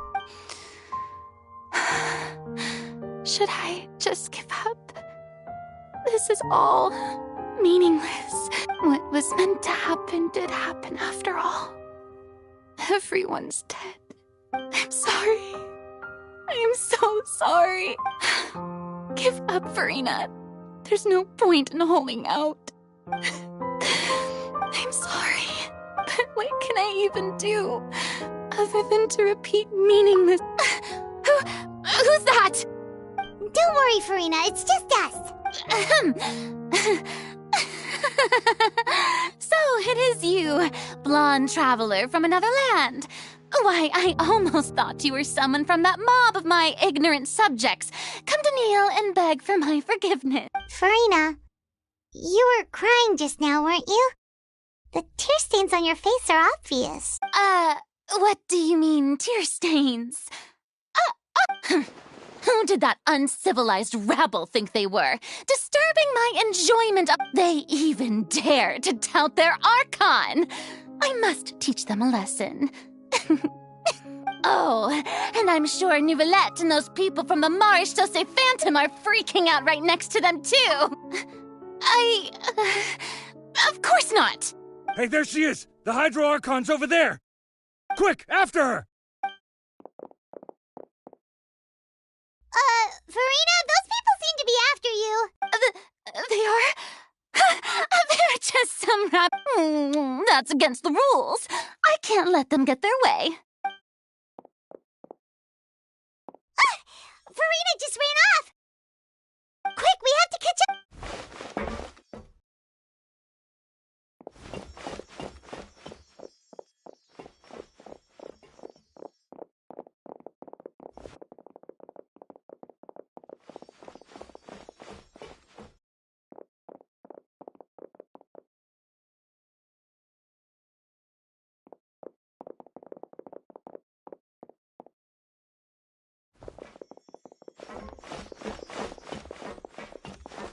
should be the place, right?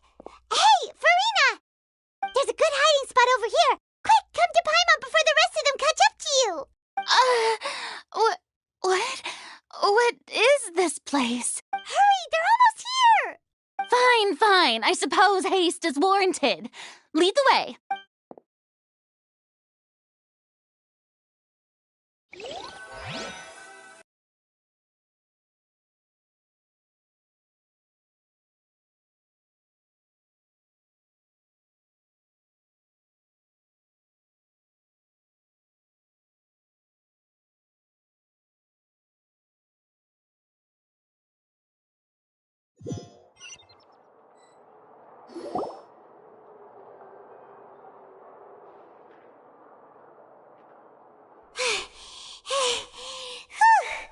Paimon's exhausted.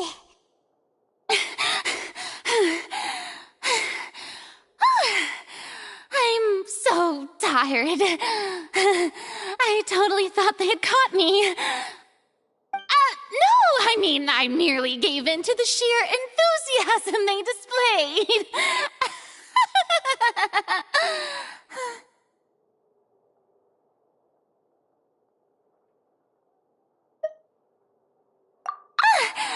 You're right. Yep, that's a good girl.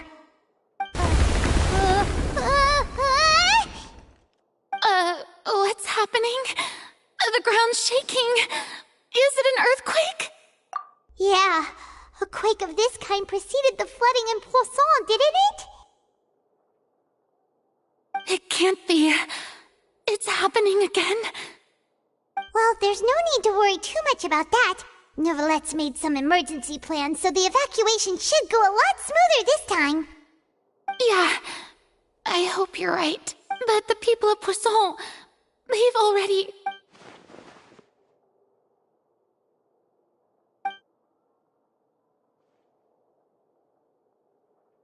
It's true. I've been investigating the prophecy for hundreds of years. I once had informants all over Tevat, searching for clues and feeding information back to me. I've tried all kinds of ways, too, to hold back the sea. Anything to keep the coastline from advancing. But all my efforts proved to be futile in the end.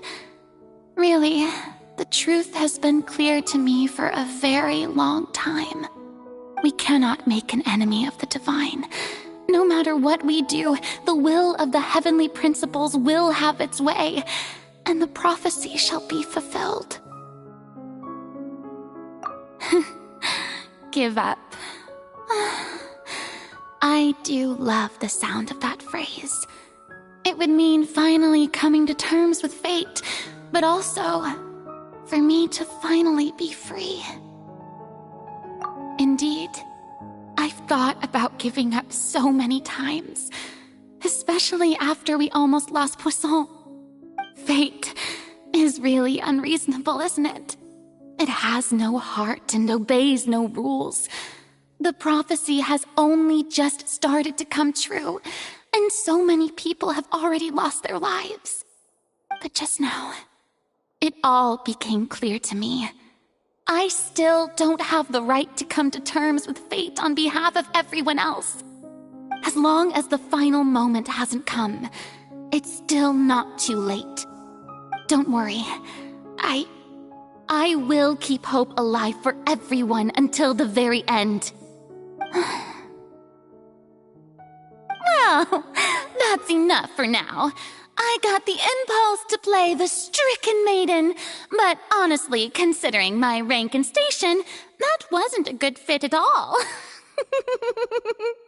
Don't take any of what I just said seriously. How could I possibly let Fontaine fall to the whims of trivial prophecy? Come on! Paimon could have sworn you were actually being honest just now.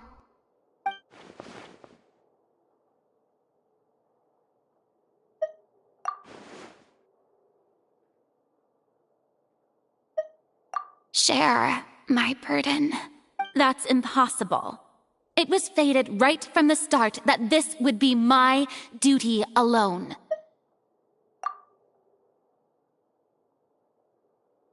A witness.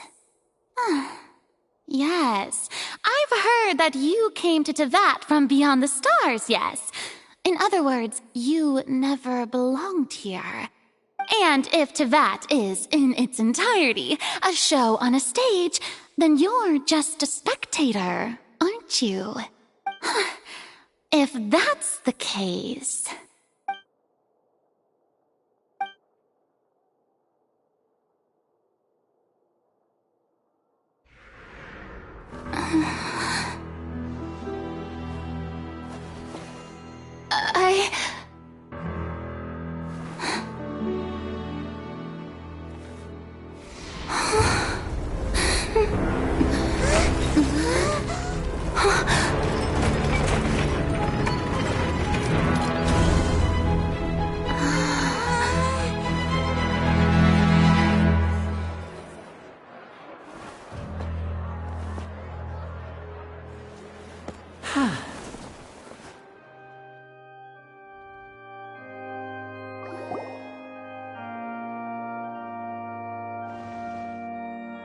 Ladies and gentlemen, this concludes my opening performance. Now, without further ado... So this is what it is. Yes, you deserve praise for the effort you took to raise the dramatic stakes. Do not forget, however, that I am Fosalor, the... May I interpret these words as your refusal to stand trial? In that case, you will have the opportunity to defend your honor through a duel. You would draw your blade against a god? I see. It seems like you have made up your mind.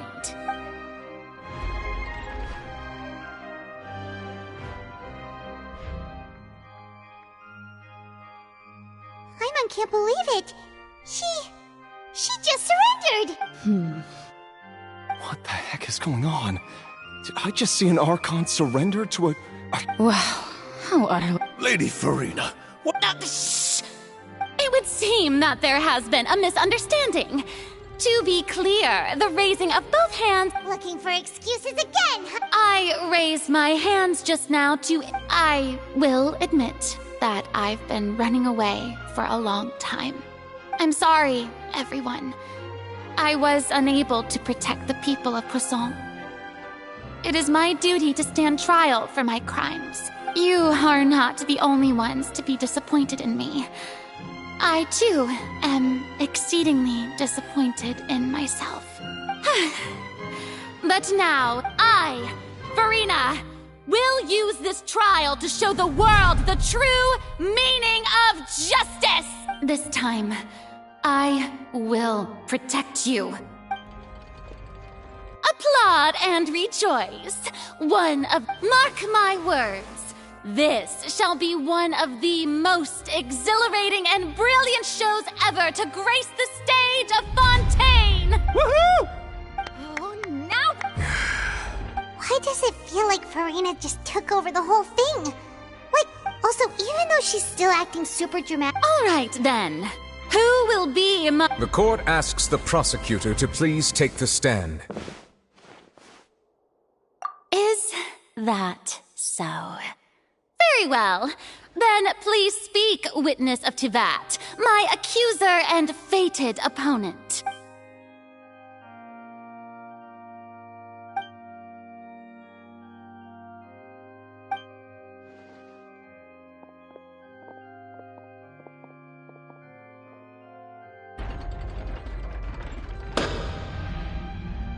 Also, please allow me to ask, as a final question before the trial begins. Just how much work did you do to force me onto this stage? Well, we did do a lot of prep after the meeting that day. I can go over the tasks assigned to the Spina di Rosula, since they were rather straightforward and easy. Navia, the president of the Spina di Rosula. Most of the people who participated in the disturbance this morning were my subordinates. They changed into plain clothes and came to the Opera House as regular audience members, waiting for the perfect opportunity to incite insurrection against you. The people's resentment against their Archon has been building as more and more of the Moreover, According to our understanding and analysis of you, when something like that occurred, you would likely... So, we arranged for a second group to lie in wait there. So, you mean... the ones who scoured the settlement for me were also from the... And their goal was to force you to step into the giant magic box. That's right. That house was a magic box, rather than someone's residence. As the super ultimate version of the setup that I used when I first performed at the opera, the volume of the box was increased by a whole order of magnitude, and the distance it traversed was the entire gap between Poisson and Aranias. Its cargo, of course, was an Archon instead of a human. My thanks, Farina. Without your help, we could never have pulled off Of course, this performance was only made possible with Father's support. The House of the Hearth spent a massive amount of labor in... We had to select a location, construct the giant magic box, dig a tunnel, and open up a... So, in other words, the earthquake that... That's right. It wasn't a sign of another disaster to come.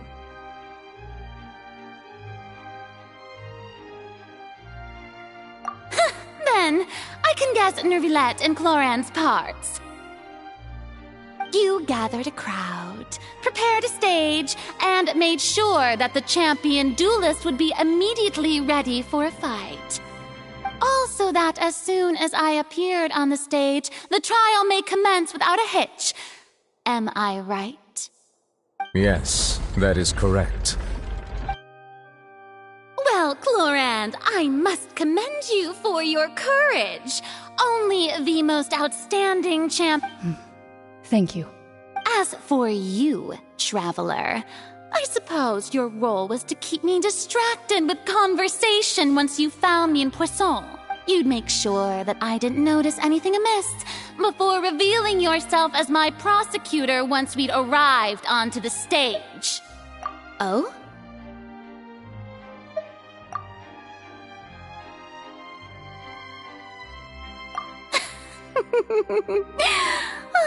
Is that so? Then I suppose I must have missed my final chance.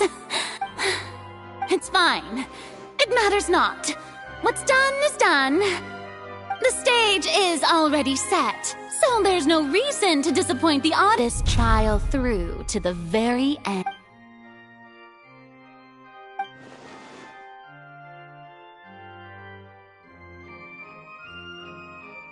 Madam Prosecutor, please allow me to pass this along.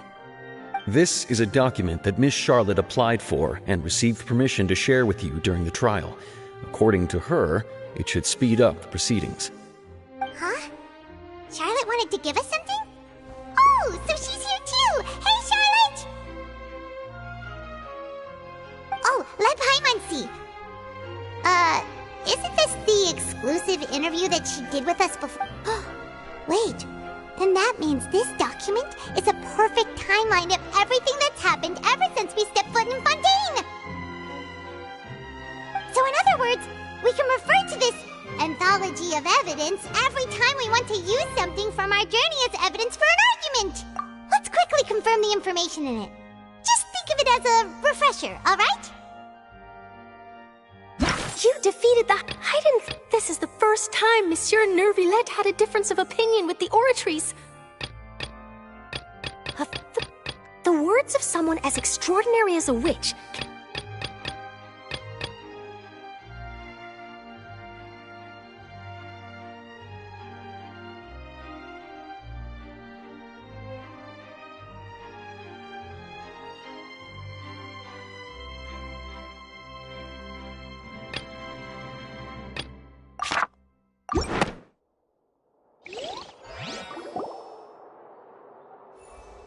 The prosecution and the defense are both in position. The trial shall now begin. Oh, come on, Nervilette. There's no need to repeat all the unimportant legalese. Just fast forward to the part where the prosecution lays out my offenses. As the defendant and the lead actress of this performance, I still haven't even been informed of my supposed guilt in all of this. Of course, it is only natural for humans to struggle to understand the actions of a god. However, That's true. But my charge here is unrelated to your conduct as an Archon. Instead, I would like to charge you as a fraud who's never been the Archon in the first place. Wait, what was that? Lady Farina's a fraud? Hey, I came here thinking that we were going to try the Hydro Archon for forsaking her duty, but did I... Charge accepted. Lady Farina, do you plead guilty to the charge? Lady Farina. I plead not guilty. How can I be guilty? There is no way that I, Focalor, otherwise known as Farina de Fontaine, a member of the Seven and the Regina of all waters, kindreds, peoples, and laws of Fontaine, could be anything other than your true Archon. Yeah. Even though Lady Farina can be rather eccentric, isn't it going too far to doubt her very identity? Yeah, I've never questioned her identity either. Sure, Lady Farina can be super irresponsible, but what... I have cause to believe that common sense will prevail in this case. Many of the members of the audience have known me as the Hydro Archon ever since they were born. There would be no fooling their memory. See? Even the Oratrice has decided to show me its favor. Are you sure you want to commit to a charge that will never be upheld? If you wish to drop the case, I can promise you as the God of Justice that you will not have to face trial for making a false accusation. We will treat every... An argument with near impossible odds, huh? We have to not only refute Farina's claims, but also overturn the long-held beliefs of the people. Well, I tried to give you the chance to surrender. If you must persist, then let me ask. If you believe I'm not the Archon, then what manner of being do you think I am? And if I was not the Archon, then how did I manage to live for over 500 years?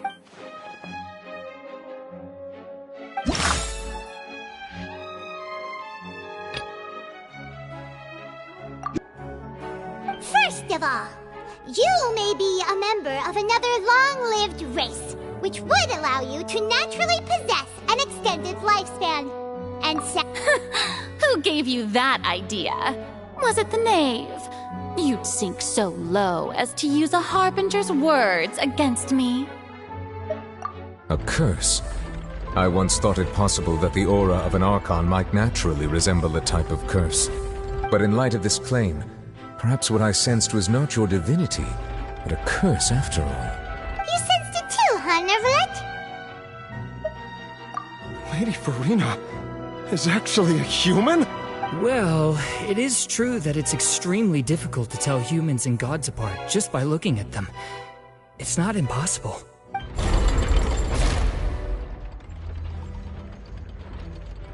Well, don't start celebrating too early now. Even if I have been carrying a curse like you said, how does that prove that I am merely a human being? Besides, everyone knows that the main difference between a human and a god is the possession of authority. Gods can do what humans cannot. That's why they're worshipped as gods. For centuries, manifestations of my authority have served the nation of Fontaine. One need only to turn their eyes towards the Oratrice Mécanique d'Analyse Cardinal in this very opera house, or consider the endemnitium that is used in every aspect of life.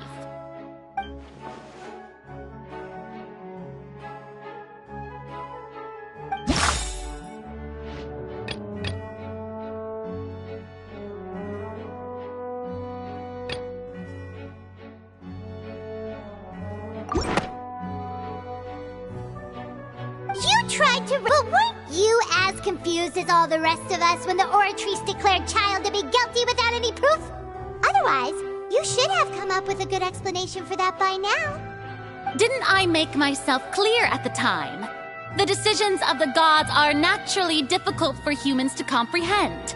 There is no need to provide an explanation. Lady Farina, I believe a reminder of your current circumstances is in order.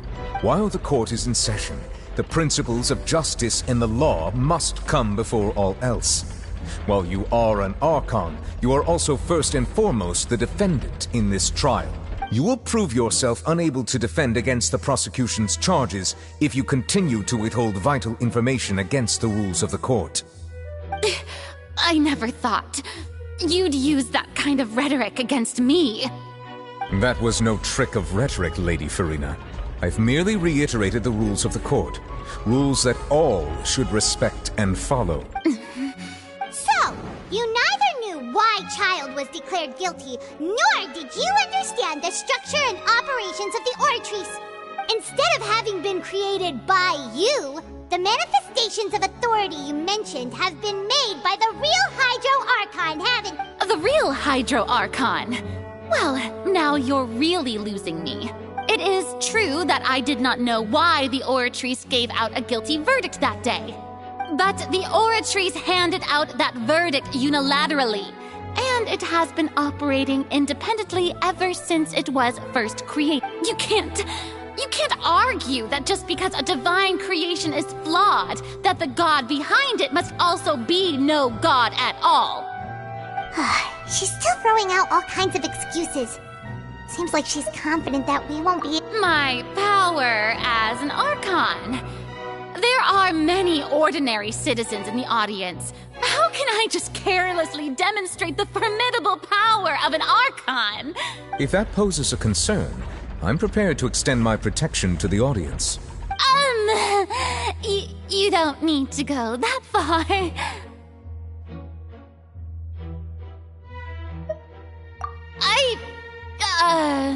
Aren't you the Hydro Archon? Or is it that you can't even wield the power of Hydro, much less the authority of a god? Indemnitium! Yes! It's all because of Indemnitium!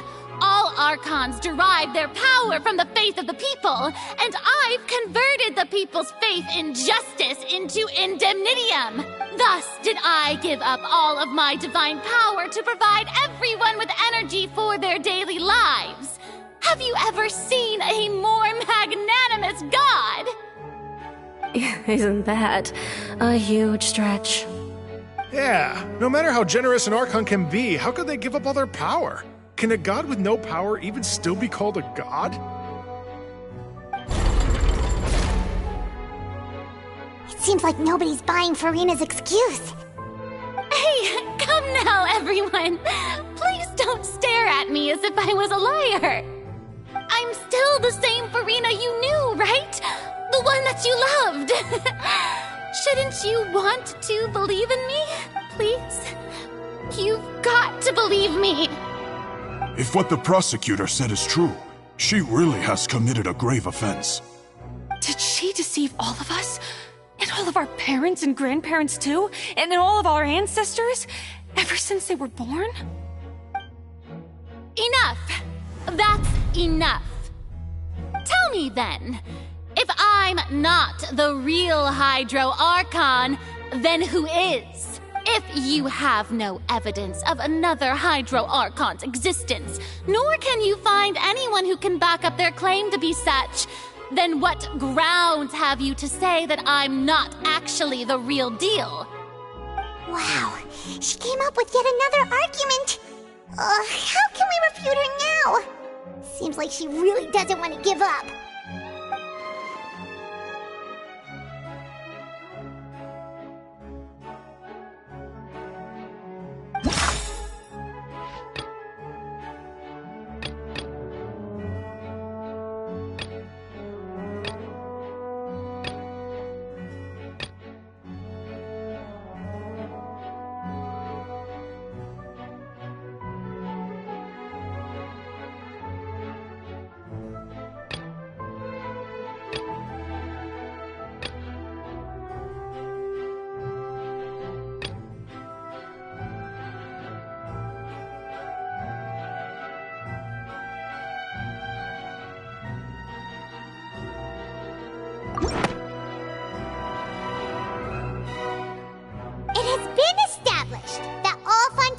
Can dissolve in water from the primordial sea.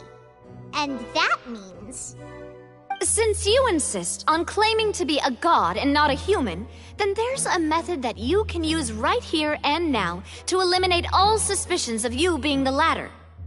Miss Navia, please apply to serve as a temporary attorney for the prosecution before addressing the court. Though you act in partnership with the prosecutor, you must still adhere to proper procedure. Super sorry, Monsieur Chief Justice. I swear this really will be the last time that I'll speak out of turn. Now, I've brought some seawater from Poisson. As everyone knows, a massive flood struck the area not long ago, taking many lives, including those of some of my closest friends. So, Miss Farina, would you dare to touch some of this seawater? If we are to believe that you are indeed the real Hydro Archon, touching the seawater would have no effect on you. All it should do is strengthen your case. But if you don't dare to touch it, then we would have basically proved the reverse. Oh, and I must remind you that after the disaster at Poisson, nobody wants to see any more people dissolve. I do hope you'll act prudently and choose the simpler path of admitting guilt. Navia from the Spina di Rasula. The Spina has governed Poisson for many years. I guess her suggestion is valid.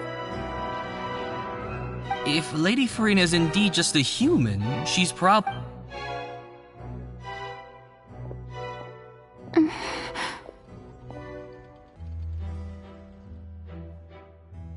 Lady Farina, this test has been unilaterally proposed by the prosecution. As it falls outside the realm of standard court proceedings, you possess the right to decline participation. Well, of course he had to tell her that. But refusing to participate is basically the same as a confession of guilt. She's just staring at the water without saying a single word. It really does seem like she's quite terrified of it. That could only mean... What's going on? Is she really planning to... that's not what we thought she would...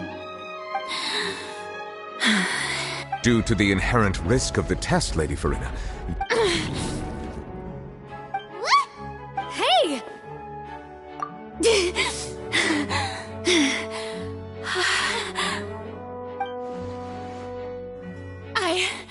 I'm fine! Look! Look at me, everyone! My hand is still here! I haven't been dissolved! Will you believe me now? I really am your Archon! I'm nothing like a normal human who would fall apart as soon as they touch this water! Really? Was this not the most obvious thing in the world? Miss Siegewin? If you are present, Miss Siegewin, please come forward and attend to the defendant. Siegewin? Don't be nervous. It'll just take a few... That's... Please announce the results of your evaluation. As everyone doubtlessly saw, Miss Farina was displaying symptoms. She was experiencing the adverse effects of exposure to primordial seawater. The extent to which she was affected is the same as other humans when exposed to primordial seawater of a similar concentration. Thank you, Miss Siegewin. Lady Farina, you may return to the defendant's stand. Oh, wait. What did she just say? I didn't get dissolved. Shouldn't that be enough to prove my innocence? Well, considering your tendency to run from your problems, we did originally prepare a direct sample of the seawater around Poisson.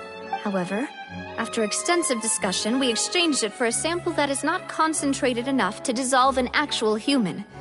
After all, on the off chance that something entirely unexpected might occur, we don't want anyone else to lose their life to the sea. Yeah, so out of regard for Farina's life, you secured a low-concentration sample and asked the head nurse to serve as an expert witness. It's a great thing that the direct sample wasn't actually used. Farina could have... I can't believe... you...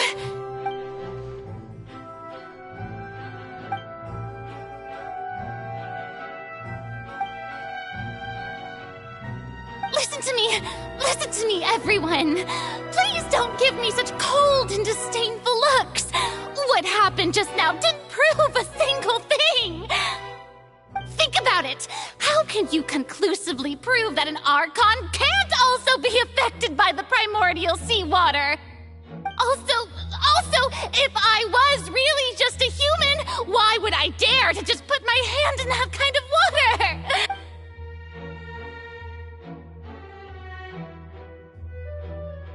Please, anyone, just listen to me. I swear, I really am your Archon.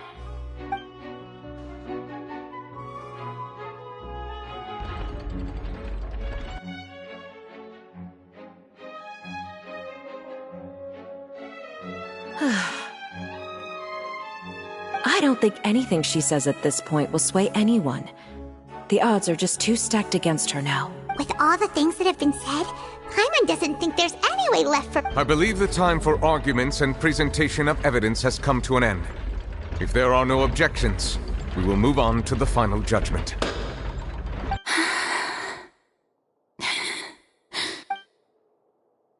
I don't think anything she says at this point will sway anyone. Just too stacked against her now.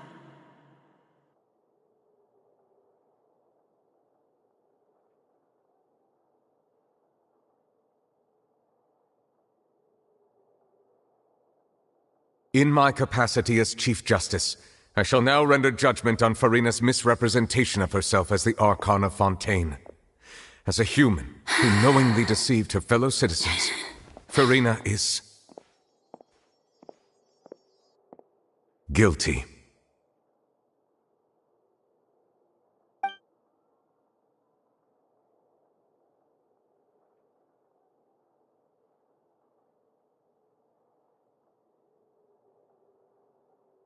We shall now turn to the Oratrice Mécanique d'Analyse Cardinale to render the final verdict on the charges.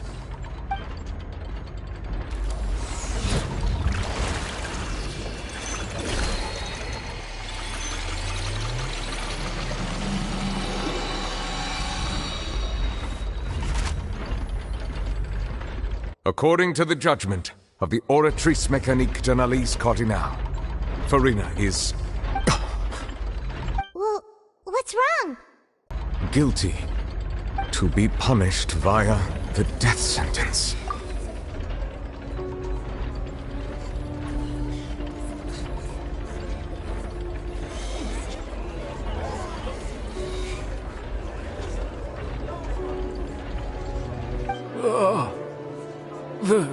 The death sentence? That's actually one of the available sentences? I've always thought that it was just a myth. The one and only time the death sentence has been handed out at the court, and it's been given to the very person we've worshipped as the god of justice? What an unexpected twist. Furina's been sentenced to death by the Oratrice?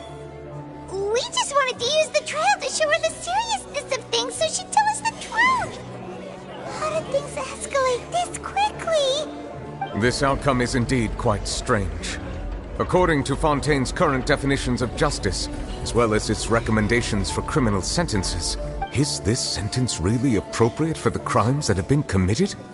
Yeah! Even Fache wasn't sentenced to death by the Oratrice. You know, the real evil mastermind behind the serial disappearances case.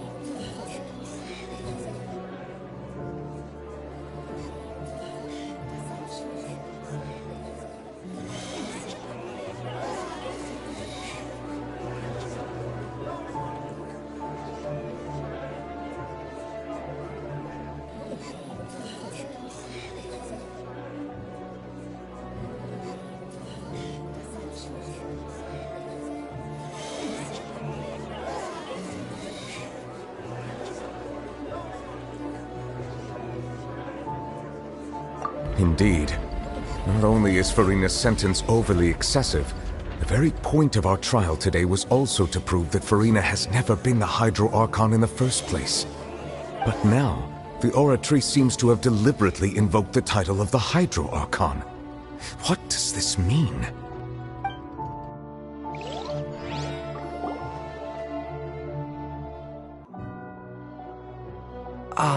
Excuse me, if I may interrupt.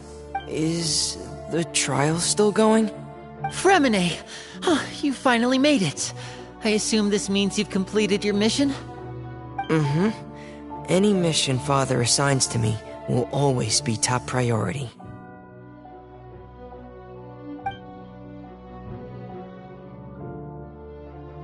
Is that the first prophecy slate? Huh. So the knave privately arranged for Fremine to try and find the missing slate. I looked everywhere and finally found it at the bottom of the sea. It took me a long time to get around some dangerous stretches of water. But has the trial already concluded? Then doesn't that mean I've come too late?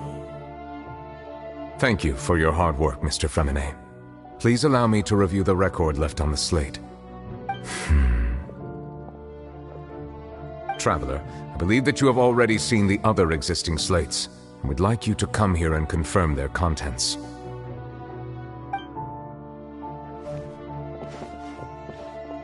Huh?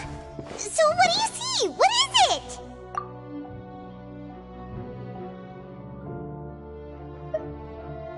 I believe I have now made sense of the Hydro Archon's crime. It has to do with Fontaine's lost history. Huh? Isn't the Hydro Archon just guilty of deceiving her people? Oh, wait, no, that's Farina, and we've already proven that she's not the Hydro Archon. So when you say Hydro Archon, do you mean the real Hydro Archon we've been kinda talking about? In truth, everything that you've encountered in Fontaine up until this point can be traced back to the contents of these stone slates. However, I'm uncertain as to how much sense they currently make to you. Okay, let's try to recall the contents of the other 3 stone slates. Paimon will do her best to help you remember.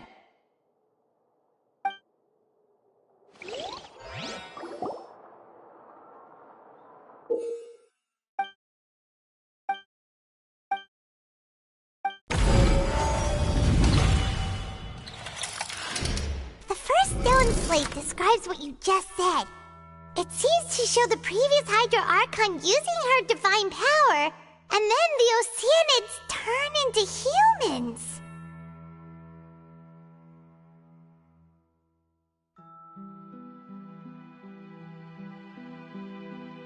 Does that mean that Fontainians are transformed Oceanids? Oh, Paimon wasn't expecting that. But if Oceanids can turn into humans, then perhaps this process can be reversed as well. The second stone slate shows Celestia floating in the sky, and the Hydro Archon and her people worshipping it together. But this must be the point when the Hydro Archon and the Fontainians were branded with their original sin. Does this mean that the original sin and the Hydro Archon sin are the same thing? The third slate shows the Hydro Archon sinking into the sea surrounded by many people. That reminds Paimon, didn't we also watch that happen to someone else? Well, the fourth slate is the prophecy the Fontainians have been talking about. People dissolving into the sea, the Hydro Archon crying on her throne, and so on.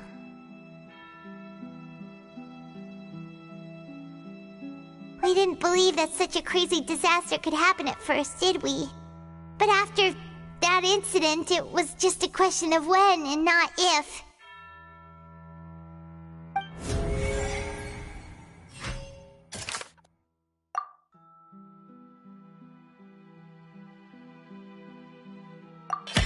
We know from the case of the serial disappearances of young women that Fontainians can be dissolved in primordial seawater, And the first stone slate tells us that long ago, the Hydro Archon used her power to turn Oceanids into humans. This might be the reason that Fontanians can dissolve.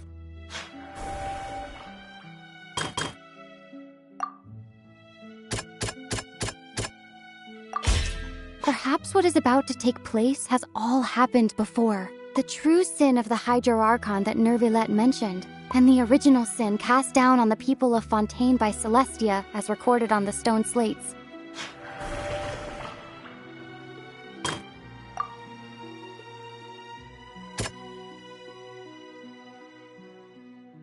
That doesn't sound quite...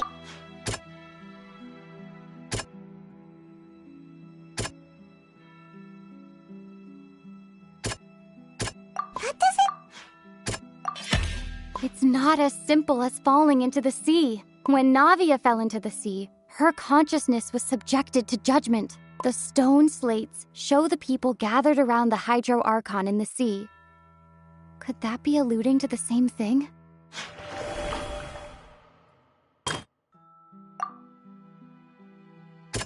That doesn't sound...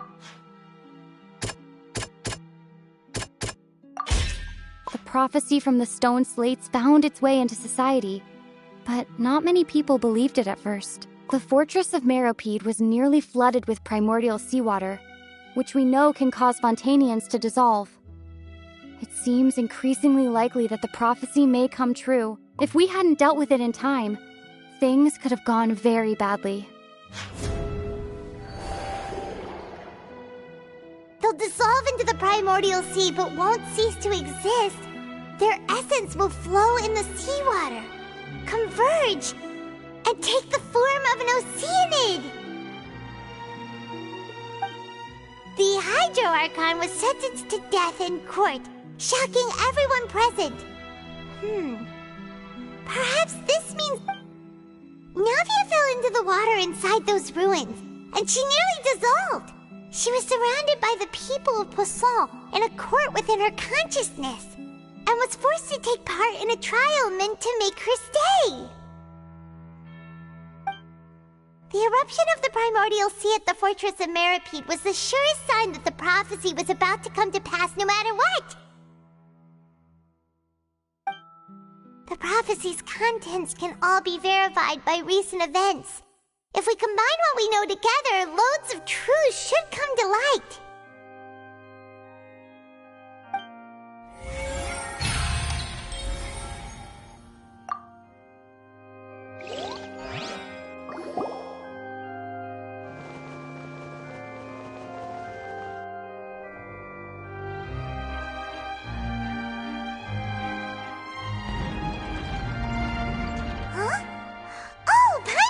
Now, but then it feels like... Let's hear them.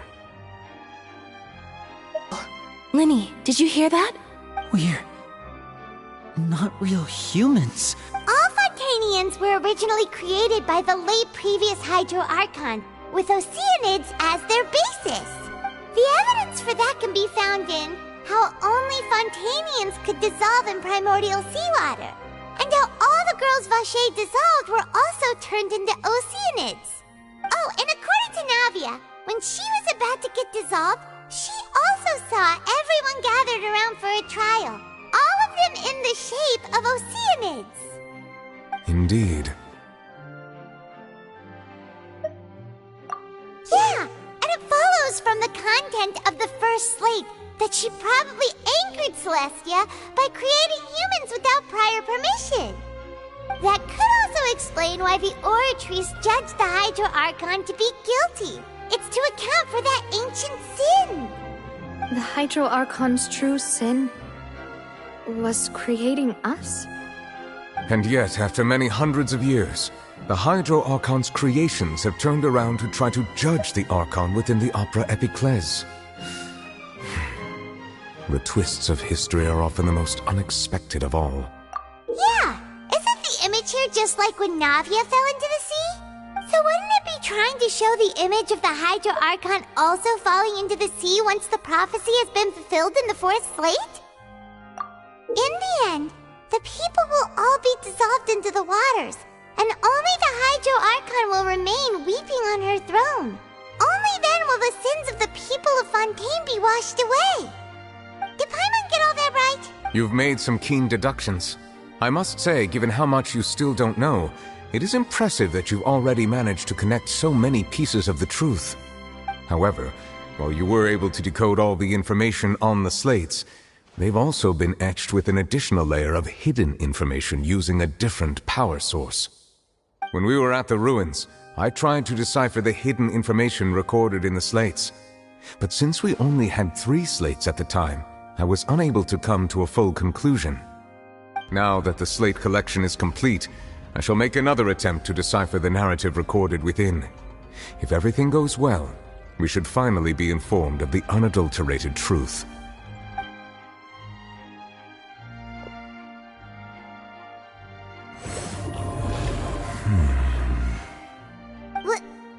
Well? Did you get it? I believe I should share this truth not only with you, but with all the people of Fontaine as well. I will try to briefly summarize it for you. Your hypotheses regarding the origin of Fontainians and the sin of the Hydro Archon were both correct. In the Fontaine of old, the previous Hydro Archon sensed the yearning of her Oceanid familiars for life on land. The Oceanids were enamored with the beauty and romanticism of human beings, and wishing to have those experiences for themselves, expressed to the Hydro Archon their desire to become of a similar kind. However, even though water as an element is intricately linked with the power of life, the Hydro Archon, as one of the 7, did not possess the authority to create a new form of human life. Not one to give in, she eventually found a way to create permanent humanoid bodies for her familiars by appropriating the power of this planet's primordial sea. She poured primordial seawater into the Oceanids' blood vessels, creating humanoid mimics in the process. But if Fontainians were to ever come into direct contact with water from the primordial sea, the power within their bodies would escape these artificial restraints and return to the sea. As a result, their forms would collapse, and they would be reverted to their original forms as Oceanids. Of course, the Hydro Archon never received permission from the heavenly principles to create a new human race. And thus, the Hydro Archon and all of her creations came to shoulder the original sin of appropriating the power of the primordial sea. That is the true history of how the people of Fontaine first came into being. So we were all Oceanids before we turned into human beings? That's way too much information for me. I think I'm just going to pretend that I never heard a single thing. Wait, but if that's the truth, we can't let the Hydro Archon be sentenced to death. After all, her only sin was creating us. This really might be too much information for your race. Alas, your hypothesis regarding the 3rd and 4th stone slates was inaccurate. The slates' respective. A key point of the visual on the 3rd slate is how all the individuals depicted in the water are humans rather than Oceanids. They have not been dissolved, which implies that the water depicted in this slate is not water from the primordial sea. The nation of Fontaine is the nation of Hydro, as well as the nation of trials and justice.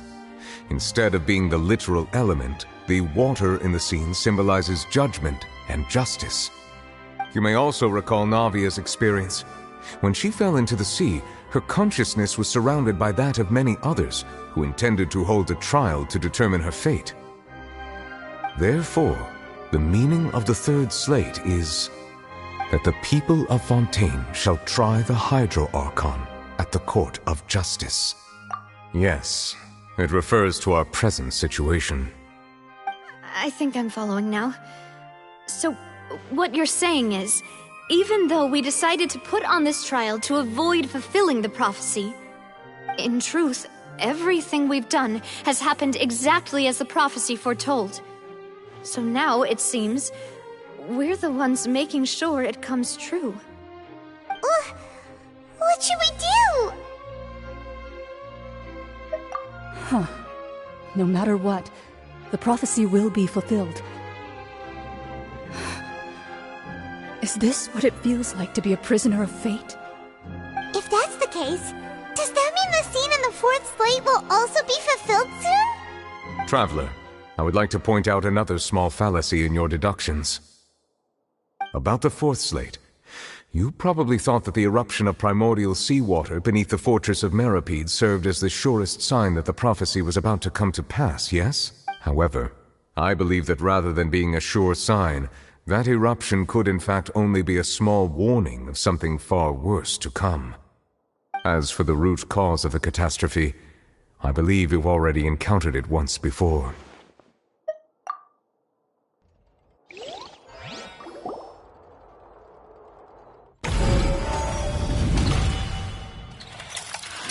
This eruption was just a small warning of the things to come. We must find the root.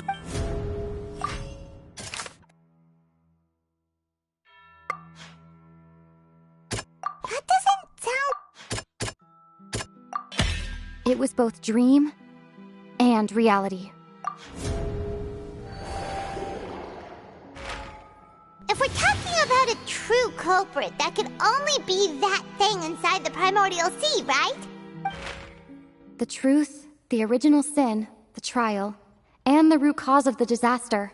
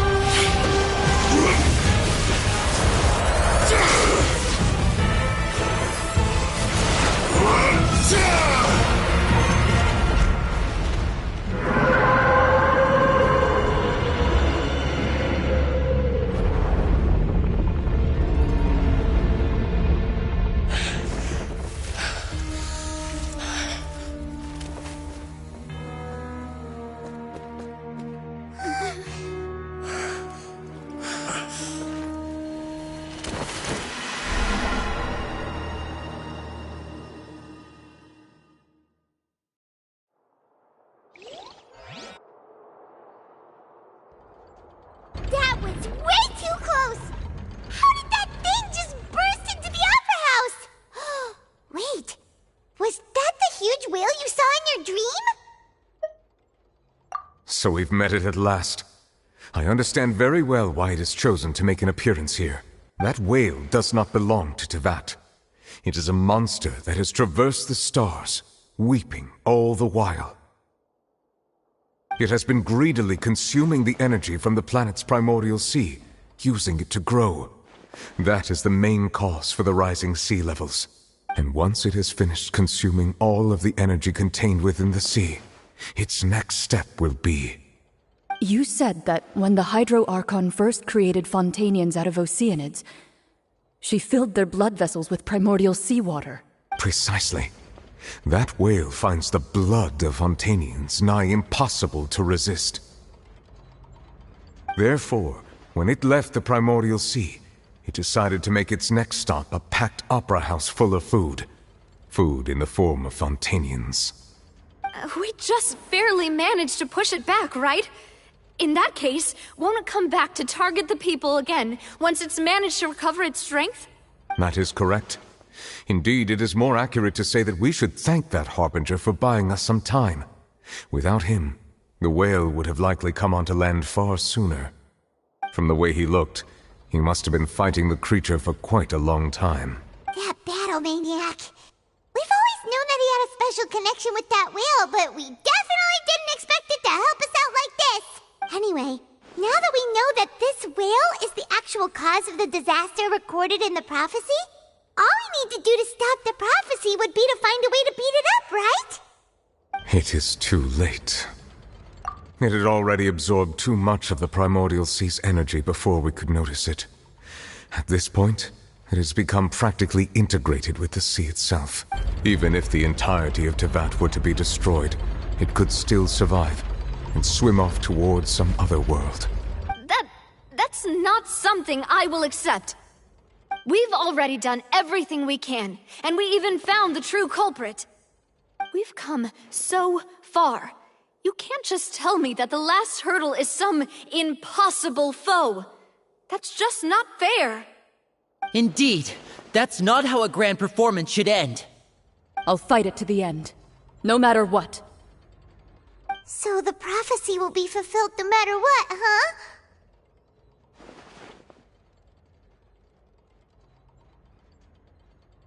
The prophecy. Yes, what has been prophesied will be fulfilled. You may view such things as the history of the future.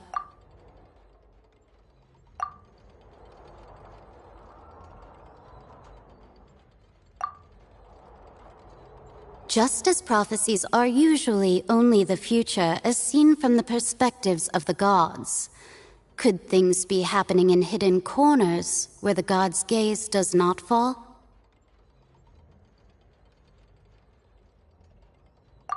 Ultimately, fate shall serve as your only guide, no matter what will happen in Tevat's future. All you need to do is to play your part.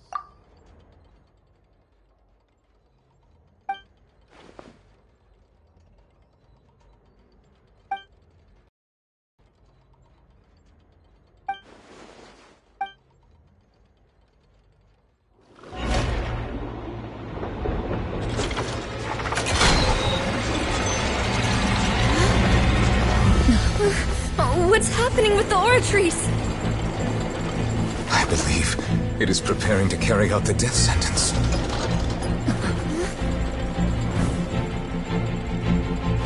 Farina!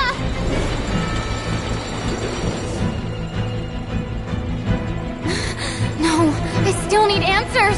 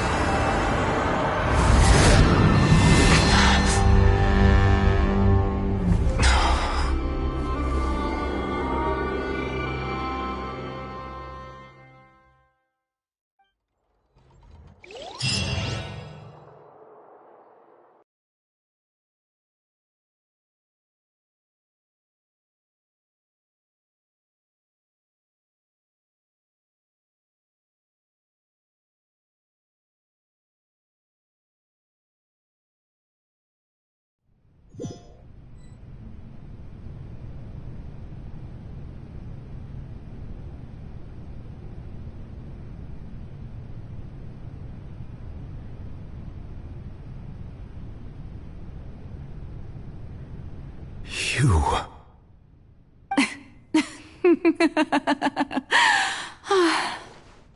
Sorry. That shocked expression on your face is just too amusing. I couldn't help myself. You are not Farina. Who are you? The sweet sound of bewilderment. Marvelous. A sure sign that my attempt to deceive everyone was a resounding success. But to answer your question, I am Focalor. You know, the god. Focalor? Why did you deceive us? Oh, that wasn't my goal, of course. Goodness, no. But I had to fool everyone else too, if I was to stand any chance of deceiving the heavenly principles. Deceiving the heavenly principles? It's all because of that pernicious prophecy. Dreadful, wasn't it? Everyone doomed to dissolve. Fontaine condemned to be flooded. One was not amused. In fact, one was positively bemused when that problem was thrust upon me by my dearest predecessor. That's the former Hydro Archon Egeria, for the uninitiated. It hardly gets more disastrous than a preordained national catastrophe, now does it? She knew full well that the prophecy would surely come to pass. And as one of the seven, she also knew full well that one defies the heavenly principles at one's peril. So yes, as you have no doubt surmised, it was a rather impossible situation that I found myself in. I spent a terribly long time mulling it over, alone on the ocean floor. And I was almost growing barnacles by the time I finally realized there was only one possible solution to this confounding conundrum. I had to outwit the heavenly principles, allow the prophecy to be fulfilled, ostensibly at least, while saving everyone at the same time. I'm a genius, I know. I can only assume that's why Egeria chose me as her successor. Although, looking back now, it was hardly the inheritance one dreams of. Between the task of saving the nation, the quotidian duties of the Hydro Archon, and not to mention the original sin of creating a new race of humans, I dare say she left me quite a colossal mess to clean up. But one can only play the hand one is dealt. I did not choose this, any more than I chose to be one of her Oceanid familiars. So you were also once one of the Oceanids, transformed into a human by Egeria's hand. Yes, I was. I always dreamed of becoming human.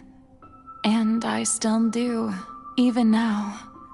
In my eyes, to be human is to be part of the greatest opera ever known. After becoming a god, I separated my divinity from my body and spirit, leaving behind only a self that was as naive and bewildered as my past self on her first day as a human being. The me you see before you now is that divinity, and the human counterpart I left behind, I named Farina. She could feel joy, sorrow, and everything in between. She could be as vain and conceited, or as meek and vulnerable as she wished. Her strengths were of a kind only a human could possess, as were her shortcomings. But in my eyes, Farina's humanity was what made her perfect. She was perfectly human in every way. The person I always wanted to be. Anyway, so then I cursed her. All part of the plan, of course. The plan to deceive the heavenly principles. Do you still remember the final scene of the prophecy? The Hydra Archon alone, weeping on her throne. In order that the prophecy might appear fulfilled, I invited Farina to be an actress, to play the part of the Hydro Archon in the prophecy, under the curse I placed on her. So long as I, Focalor's divinity, continued to exist, she could not die. But nor was she free to live her life in the pursuit of happiness. Instead, she was forced to take the stage in the opera house, to embrace the role of leading lady, to forever play the part of the god from the prophecy, all to create a deceitful appearance of that prophecy coming to pass. I suppose now you probably understand why your court is called the Opera Epiclese. But Farina is only human, isn't she? Even though she has had a long life, her mind is no stronger than that of any other ordinary human being. I cannot begin to fathom what she has had to endure. It must have been torture for her. It has indeed. And although she is, in a sense, me in human form, I most definitely owe her an apology for it. It's been 500 years, and all along, she's been playing her part in the most unimaginably long, unbearably lonely, and agonizingly painful opera of all time.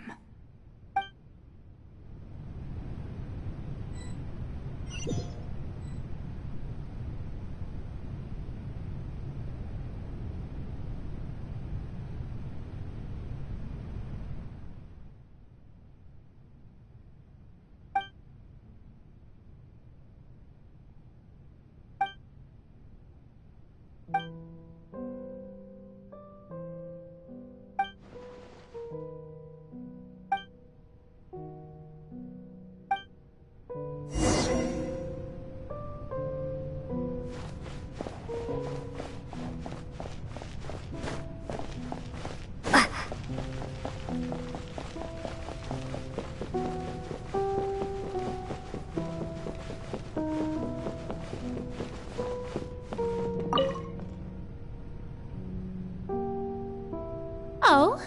Who permitted you to come onto this stage? Now, I understand your admiration for my august self, but I must ask you to keep to the rules. All right. It is not my intent to reprimand you. There is no need to state your name. Just be off with you. Do not distract me from my performance. Oh, do not jest. Can you not feel it? I am Focalor. The eyes of countless Fontanians are upon me. I must, at all times, display the utmost elegance and nobility.